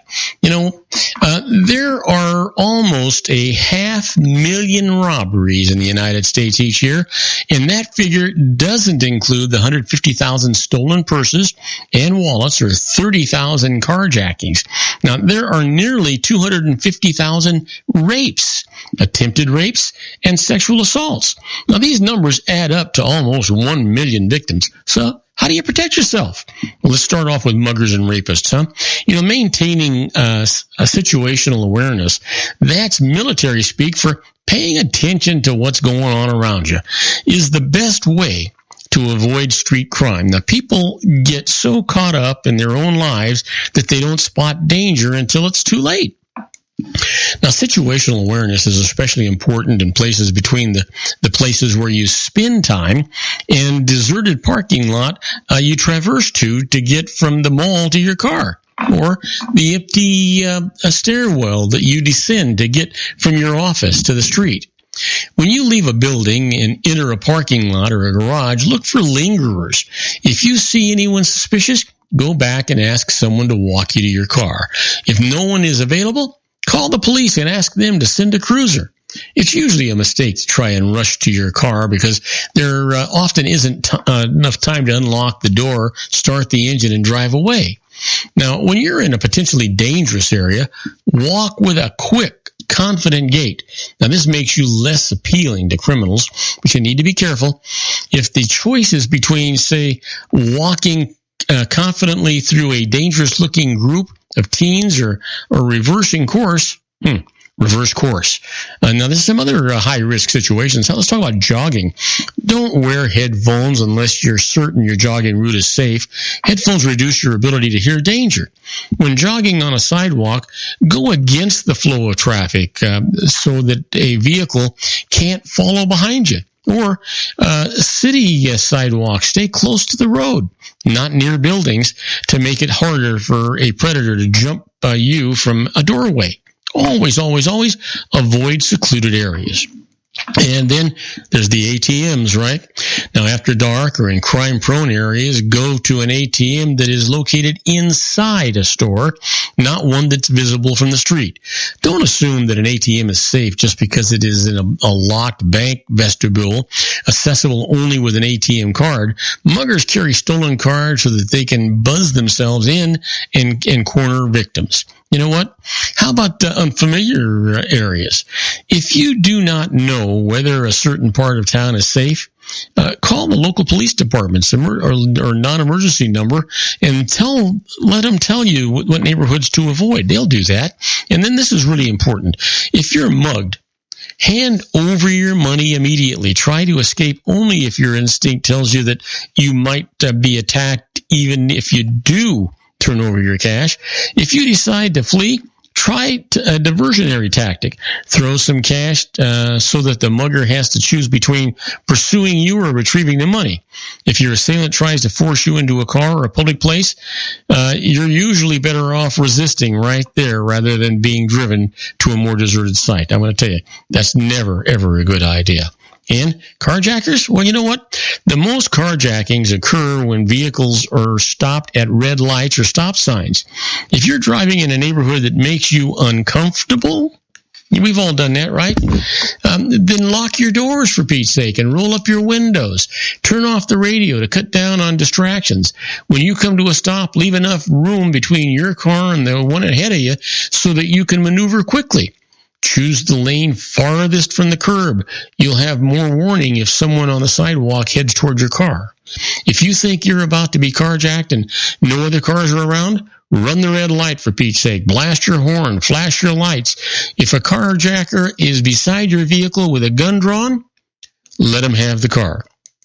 Aside from the engine block, no part of the car is likely to stop a bullet, I can tell you. If confronted when you're unlocking your car, throw your keys to the side and run so that the pursuer must choose between following you and taking your car. Carjacking gangs sometimes use a bump and rob technique. They cause a minor car accident, then steal the victim's car when he or she gets out to exchange insurance information. So, self-defense here? If you're involved in a minor accident in a solitary area, stay in your car, keep the engine running, and yell through the closed window for the other driver to follow you. Drive to the nearest police station or a well-lit, crowded area. An open gas station is a good option for that. And, if possible, jot down the other vehicle's license plate number and call the police on your cell phone to report the accident and inform them where you're headed. Well, let's talk about pickpockets and purse snatchers. You know what? A wallet is best kept in the front pants pocket. If you wrap a thick rubber band around it, you're more likely to feel friction if someone tries to slide it out. A purse should be held firmly against the body, not allowed to dangle freely. A fanny pack should be worn in front with the zipper closed and secured with a safety pin. Backpacks are the least secure and should be held against the chest when you're in a high crime area. You know, the most secure spot to keep credit cards, passports, and other light valuables is in a flat pouch worn under your shirt attached to a chain or string around your neck. The most common place to have one's pocket picked is on a train or a subway car where it's stopped at a station. The thief takes the wallet and makes a quick escape before the train departs. The victim's usually miles away before he notices his wallet's missing. From the time that you board a train or a subway until the doors close, keep a hand in the pocket that contains your wallet. Diversions are another common technique employed by pickpockets. Here's an example. Someone bumps into you or stops short in front of you so that you have to bump into them, while the partner picks your pocket. Whenever you're jostled, always check for your wallet. Yeah, you get bumped into, watch out. That's all I can say. Well, you know what? Let's talk about the notorious ex-hacker reveals the latest scams. Yeah, hacking seems to be the way of things these days. Let's talk about it a little bit. You know, a favorite department store calls to confirm your credit card number, or a website asks you to select a username. Both are perfectly common situations and potential cons. Now, every day, high-tech con artists trick some of us into revealing personal account information, computer passwords, even secret corporate files. Now, in 2008, nearly 10 million Americans fell victim to identity theft. Now, here are the latest high-tech cons that you need to watch for. This is a caller ID con.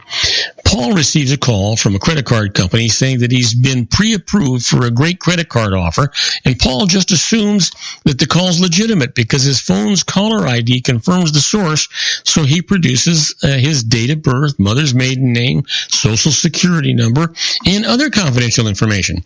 Well, what's the problem? Listen to this. Using a widely available telephone switch, a con artist arranged for Paul's caller ID to display the name of a credit card company.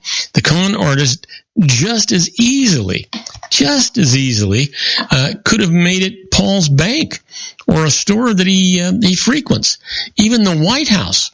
Surprisingly, the ability to post phony caller IDs is an unethical but not illegal use of technology. Did you know, how do you protect yourself here? Well, don't trust caller ID. When someone asks for sensitive information, insist on calling him or her back and look up the number. Don't take it from them, for God's sakes. And bogus website con? Susan receives an email at work that includes an attractive offer for a popular piece of merchandise. The email includes a link to a web page that prompts her to select a username and a password. Here's the problem. Like many people, Susan uses the same password for all of her online accounts. The offer and site turn out to be bogus. But the con artist who sent the email now has Susan's password. With that and her work email address, he can access her company's computers. He also might gain access to Susan's web-based investment accounts or other password-protected personal data. So you want to be careful with that stuff. Absolutely. You know what? How do you protect yourself with that? Well, you use a different password for each website and online account. Make sure that all passwords incorporate letters and numbers. Now, this makes it difficult for hackers to guess them with programs that run through the dictionary. Never keep a list of passwords in an obvious place. And if you use Windows, don't let it save your passwords. And note, the closed padlock image that appears at the bottom of your web browser when you log on to the website means that the site has been certified as secure. Now, this is a good sign that the site administrator has been vigilant about security. Well, how about a mislaid disk con? Michael spots a computer disk on the floor of his office's restroom. The label says confidential payroll data and carries the company logo. The problem? Such a mislaid disk can be a computer-age Trojan horse left deliberately by a hacker, employee, or visitor. Once Michael loads that disk onto his computer, the hacker can gain access to those files. Worse, the disk unleashes a virus that crashes the company network. Well, how do you protect yourself? Assume that a lost disk was left deliberately. Never put such a disk in your computer. Throw it away or turn it over to your firm's information services department. And how about stolen data? You know what? Alan gets a call from a company's payroll department. There's been a computer problem and his paycheck will be delayed by a week unless he can help replace the lost information. Naturally, Alan's willing to help. He's asked for his social security number, whether he uses direct deposit, and if so, the name of his bank and his account number. Now, this con is especially prevalent in large corporations. Hackers realize employees are unlikely to know the names of everyone on the payroll department. Now, Alan wouldn't give such information to strangers, but the caller knows his name and seems to work for the company. Such information is available from company directories. Hackers can find the directories online or even by digging through the company's trash. So how do you protect yourself? If you receive such a call, take the caller's name and say you'll call right back. Then dial your company switchboard and ask to be connected to the person in question. Consider it a red flag if the caller won't provide a name and call back number. If you can't find the caller, notify your office manager so that he can alert everyone at your company. If you own or manage a business, make it clear to all employees that it is always okay to say no to a phone request for confidential information. Well, this is important too. Hanging up and calling back might not be enough to stop the most sophisticated con artists. They might be savvy enough with phone systems to have your call rerouted to their phones. For greater certainty, get up from your desk and speak to a caller in person or ask to speak with someone that you know in that department. And then finally, helpful technician con. Karen is at her desk when she receives a call from someone in her company's information services department. Would she read him the number on the jack to which her computer is connected? Most large companies label all internet access ports. Of course, she complies. Days later, Karen has forgotten about the first call. Someone else calls to see if her internet connection is working and leaves the number. She soon does have problems and calls back and gives the man her username and password. Here's the problem. Karen's helpful computer technician has just stolen her confidential information. It was he who caused her computer problems by calling her company information services department and asking for her port to be shut down temporarily for testing. Most information services departments wouldn't question such a request. Once the con artist has Karen's username and password, he calls the department back and has her port turned back on. How to protect yourself? Well, when asked to confirm confidential information, ask the caller to read the requested number in his file to you. If he says he doesn't have it handy, well, say you'll get back to him in a minute with the information. Then call your information services department to make sure that you're talking to a real technician. Never let down your guard. Even if you work from home, this con can be used by someone posing as a technician with your internet service provider. You always, always, always need to be absolutely careful when you're doing these kinds of things. Well, when upgrading a computer is smarter, should you upgrade your computer or purchase a new one? In general, upgrading a single component such as a graphics card or hard drive is quicker and cheaper than buying a new PC. Setting it up on your network, removing and then reinstalling all of your data and reconfiguring your programs. But you know what? If you're looking for a complete overhaul, a new processor, more memory, and new graphics card and hard drive, then a new PC may be the better choice. The rule of thumb, if you're thinking of replacing 3 parts that have a combined cost of $400 or more, instead, put the money toward a new system. That is good advice. Now, we're going to take another short break. When we come back, we're going to, you know what we're going to do? We're going to do some good stuff for you. I'm going to do the birthdays for the day, the secret daily teaching for your life, the Harvard business tip of the day, and we're going to do interesting but useless facts. You don't want to miss this. We'll be right back after these brief messages. Don't go away, folks. If you want to increase your client base and sales, then consider this, the Relationship Building Network at RBN. Given the current economic conditions and challenges, we all need to work smarter, make smarter decisions, invest our hard-earned dollars where it'll yield the best return for our investment. Many business professionals claim that the most effective networking group in Orange County is RBN. No other networking group or organization can offer what RBN offers. Make every year your best year. Join RBN and start reaping the benefits today. You know, nearly 3,000 businesses have joined RBN and experienced those benefits. Why join RBN? It's one group. It's one membership. It's no renewals. It's all through Orange County. RBN is a freestyle networking group. No mandatory attendance, no restrictions, no rules, and no penalties. Call them at 949-830-5776 or go to their website at rbninfo.com. That's 949-830-5776. If you've ever dreamed of having your own business to make your life secure, you know Water's Edge Wineries might be just the ticket. In 2004, their founder, Ken Lineberger, created the first winery franchise in California. It was a new concept with all of the functionality of a traditional winery, but without the vineyards. They purchased high-quality grape must from one of the largest winemaking companies in the world. Then they craft each wine carefully and bottle it right at their location. The winery was built to satisfy consumer demand for wine by the bottle and by the glass, but still kept the element of allowing customers to bottle their own custom vintage. Now, they're opening urban wineries across the United States under the brand Water's Edge Wineries. If you've ever dreamed of owning your own winery, it may be in reach right now through Water's Edge Wineries. Just give them a call at 909-468-9463, extension 700. That's Water's Edge Wineries, 909-468-9463.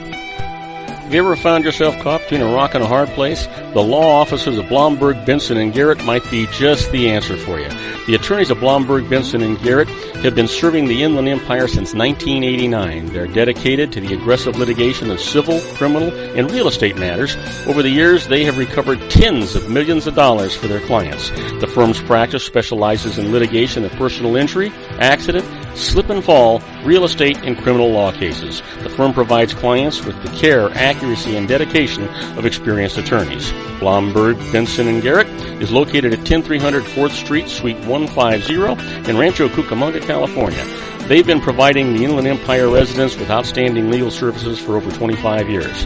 They look forward to providing you with aggressive legal representation. Call them at 909-945-5000, where you can talk to a person, not a machine. That's 909-945-5000, the law offices of Blomberg, Benson, and Garrett.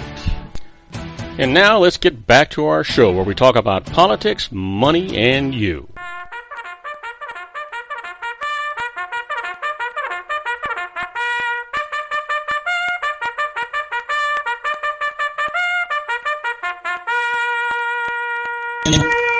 And I am Robert Cardoza. You're listening to Robert Cardoza live on the street at the intersection of business and politics. We're at 4:40 p.m. Pacific time. Currently 53 degrees here in the heart of the Inland Empire in sunny Southern California. Well, seems like every 15 minutes or so, that's going down 1 degree. It's on its way to 38 degrees today.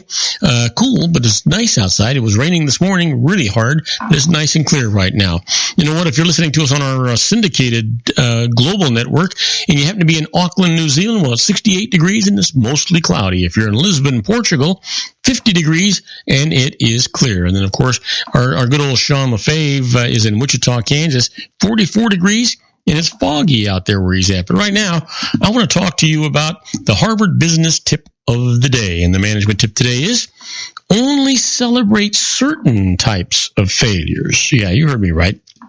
You know, we all know that there can be no innovation without risk. Now, encouraging risk takes taking and accepting failure can help boost innovation, but that doesn't mean that you should have a blanket endorsement for all failure. In many cases, failure is bad. Sometimes people fail because they didn't do their homework. Sometimes they fail because they lack skills or hadn't practiced enough. These categories of failure should never be celebrated. Rather, leaders should accept that fumbles, false starts, and, failures are part of the game. You know, the uncertainty that accompanies innovation means that sometimes people will do everything right and still have a commercial failure. In those cases, shut the project down quickly and encourage people to move on. And don't waste time looking for a scapegoat. It's just part of doing business. That's the way things are done. Well, let's talk about those secret daily teachings for your life. You know what? It's all about a positive mental attitude. You decide if you're going to be happy or sad, rich or poor, a success or a failure. You know what? You control all those things. Nothing else does. Nobody else does. Only you do that. You do it every morning. When you wake up in the morning, you look in the mirror, and you say, wow, I'm going to have a fantastic, profitable, productive day today, and I am going to make it my goal to make everybody around me happy. You'll be shocked at the power you have with a positive mental attitude. You know what? The lesson for today is one of the things that people often do when they have an illness is talk about it all the time. Now, that's because they're thinking about it all the time, so they're just verbalizing their thoughts. If you're feeling a little unwell, don't talk about it unless you want more of it, for Pete's sake. Know that your thought was responsible and repeat as often as you can. I feel wonderful. I feel good, and really feel it. If you're not feeling great and somebody asks you how you're feeling, just be grateful that that person has reminded you to think thoughts of feeling well. Speak only the words what you want, and that is, to be good, to be healthy, to be wise. Yeah, absolutely. Well, you know what today is. I know what today is. It's a special day. It's December the 16th, and it is somebody's birthday.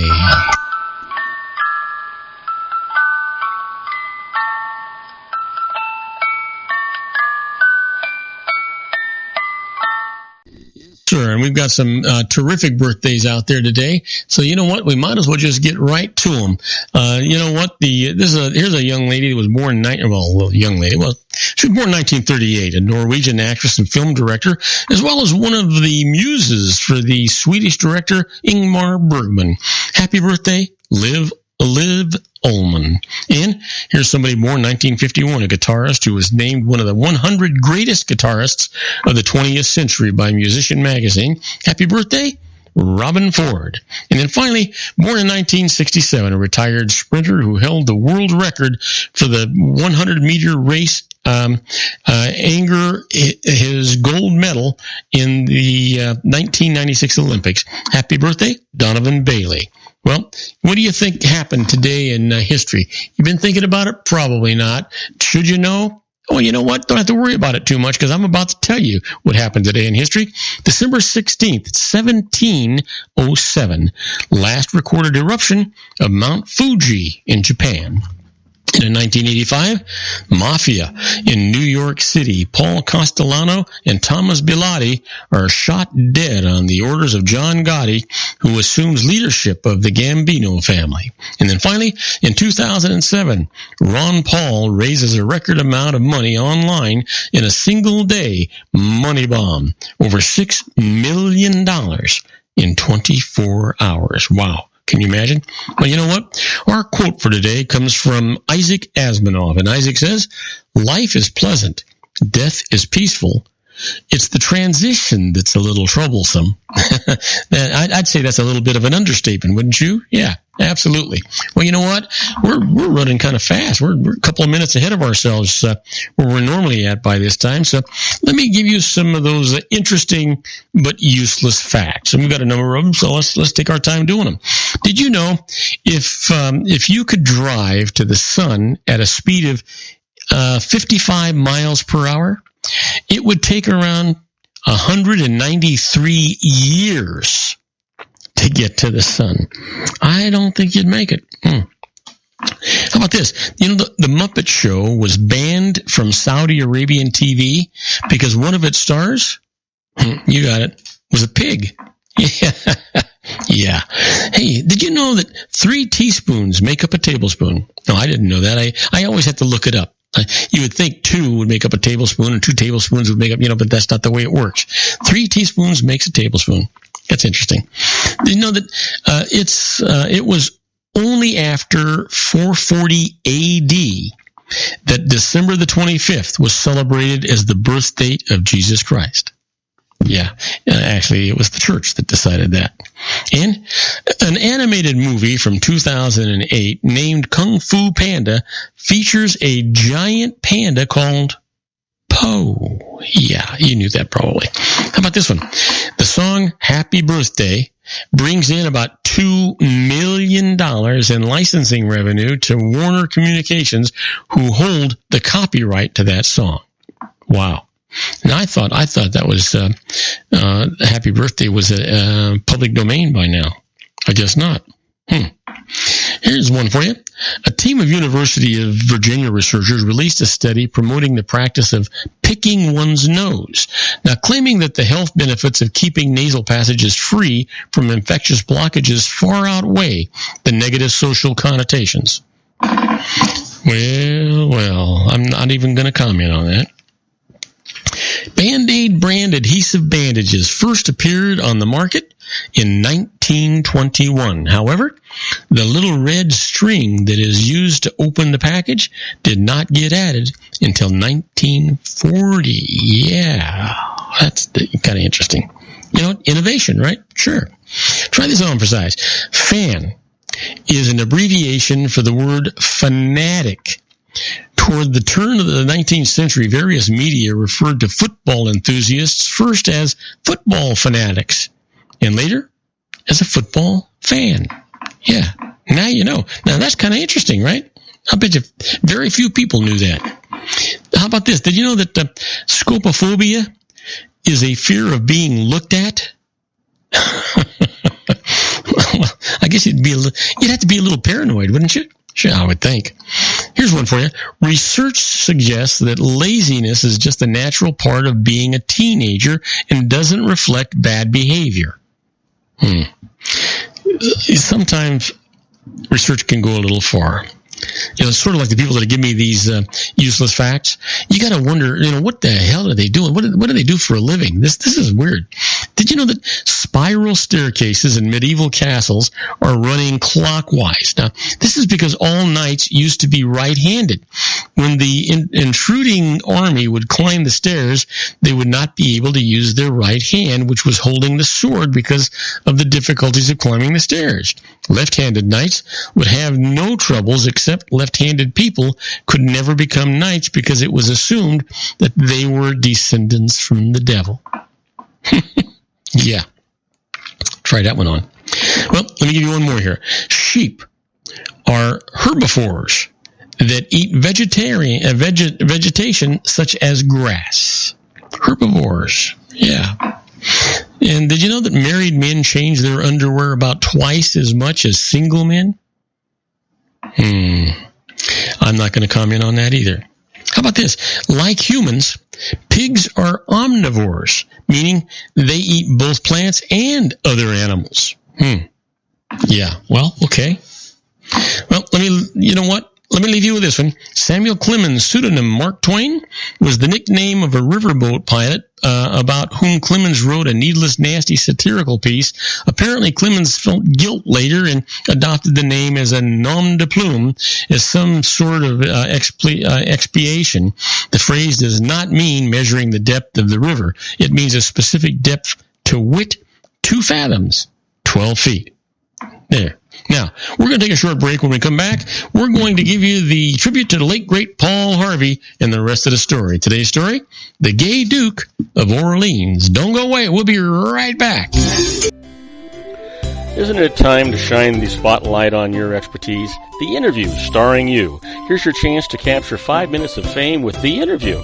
This isn't just any interview. This is your opportunity to showcase your expertise and position yourself as a trusted expert in a one-on-one video interview hosted by Robert Cardoza, host of the nationally syndicated show Robert Cardoza Live and powered by AHA Studios. What is it?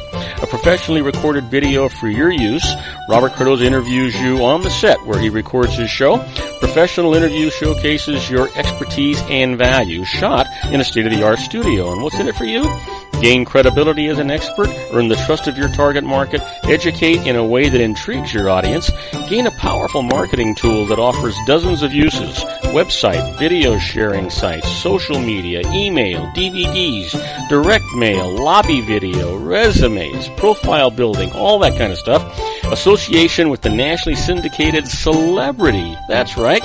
And let's talk about AHA Studios. AHA is a strategic marketing firm that leverages the powerful and visual persuasion to help your business create powerful messages that connect with your target market. AHA ventures way beyond strategy, delivering the marketing collateral you need to start driving a new business through your doors. AHA has a full-service, in-house, state-of-the-art production studio to bring your messages to life using video. Discover how to make The Interview work for you. Call 949-831-2222. That's 949-831-2222. AHA Image Studios, Incorporated. Dr. Stephen Tidwell, Gentle Family Dentistry in a caring, personalized environment. Here at Dr. Tidwell's office, we are dedicated to helping you keep your teeth healthy. We are a state-of-the-art dental practice that still believes in traditional values, such as excellent customer service and individual attention. We have a special welcoming offer for you for just $39, a complete exam, personal consultation, professional cleaning, and all necessary x-rays. That's a $266 value for $39. Dr. Tidwell has 2 convenient locations and experienced staff to provide you with professional care and personal attention that you deserve. Call today. Don't delay. A great smile another day. Call 909-944-7308. That's 909-944-7308 for Rancho Cucamonga or San Bernardino. Joel Saltzman is Dr. Wireless. He has turned his considerable expertise into consumer credit risk and wireless security into a highly specialized independent web-based consulting enterprise targeting consumer credit risk analysis and wireless transactional security and monitoring. He works as a wireless analyst, veteran independent agent, and consumer liaison for most wireless telecom carriers and equipment manufacturers. For more than 20 years, corporate and private clients and media audiences have counted on his unvarnished advice while weighing the technology, performance, and cost differences between Sprint, Nextel, AT&T, Verizon, and T-Mobile. Joel specializes in setting up mobile wireless hotspots to be used for disaster preparedness, business continuity, and mobile wireless merchant processing solutions.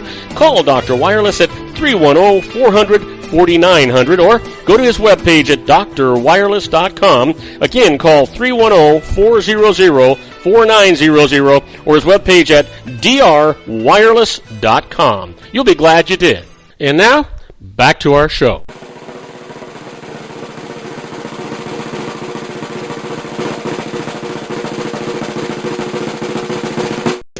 I am Robert Cardoza. You're listening to Robert Cardoza live on the street at the intersection of business and politics. We're at 4:54 p.m. Pacific time. It's still 53 degrees here in the heart of the Inland Empire in sunny Southern California. It's on its way down to 38 degrees. And if you're listening to us on our globally syndicated network and you happen to be in Hong Kong, well, it's 63 degrees and mostly cloudy. And you know what? If you're in Torrance, California, where our Dr. Wireless lives, it's 55 degrees and it's clear. But you know what? Right now, we want to go ahead and start our tribute to the late, great Paul Harvey in the rest of the story.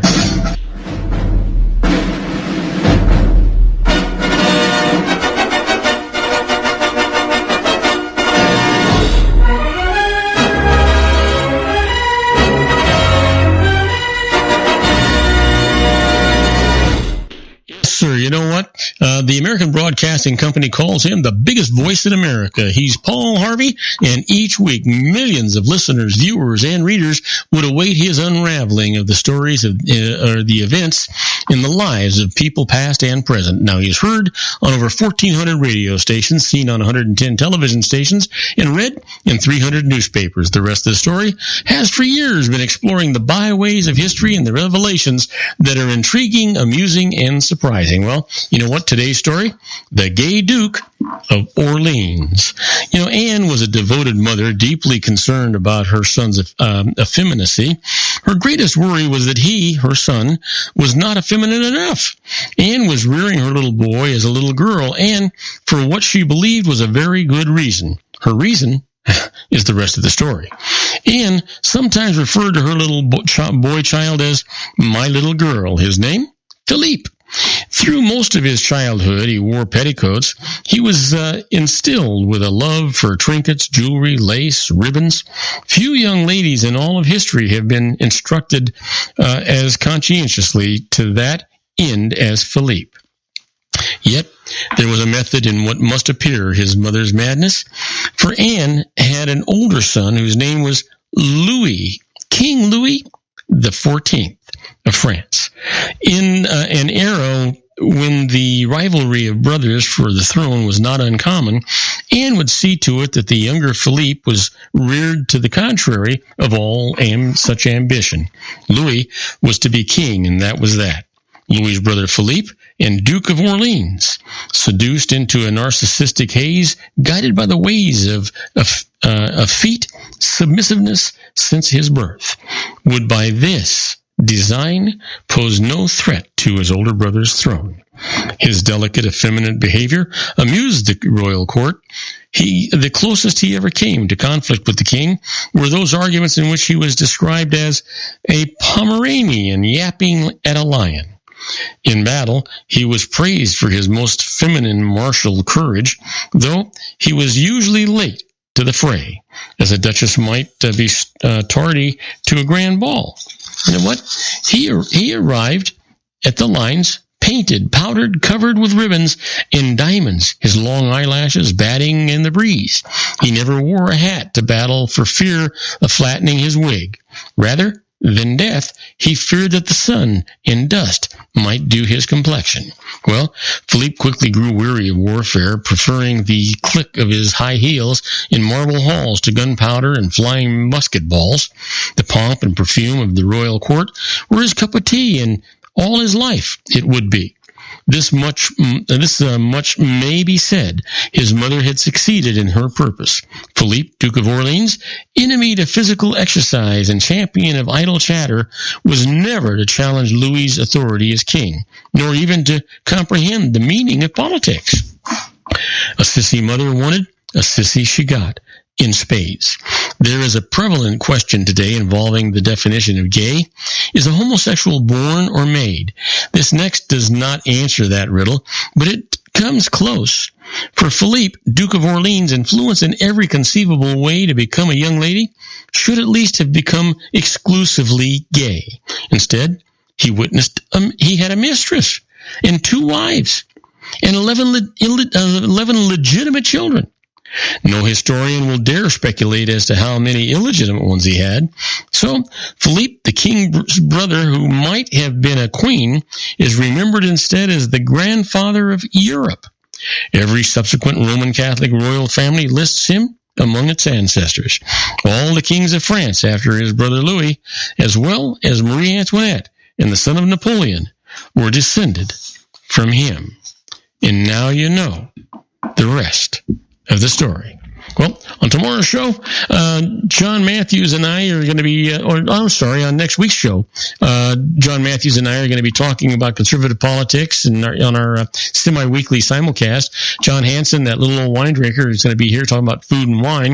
And then I'm going to continue our tribute to the late, great Paul Harvey and the rest of the story. Please tell all your friends about my show here on the RLC Broadcasting Network. You'll be glad they did. I'll be glad you did. You know what? And they'll be glad you did too. That's our show for today. Beginning today, treat everyone you meet as if they were going to be dead by midnight. Extend them all the care, kindness, and understanding that you can muster. Your life will never be the same again. So many of our dreams at first seem impossible, then they seem improbable, and then when we summon the will, they soon become inevitable. You know, the real secret of happiness is to make others believe that they're the cause of it. Robert Cardoza Live is brought to you by blogtalkradio.com every Monday through Friday from 4 p.m. to 6 p.m. Pacific Time. Now, go out and make it a great day. Your host has been Robert Cardoza, the technical advisor, Matchstick Digital, and your executive producer, also Robert Cardoza.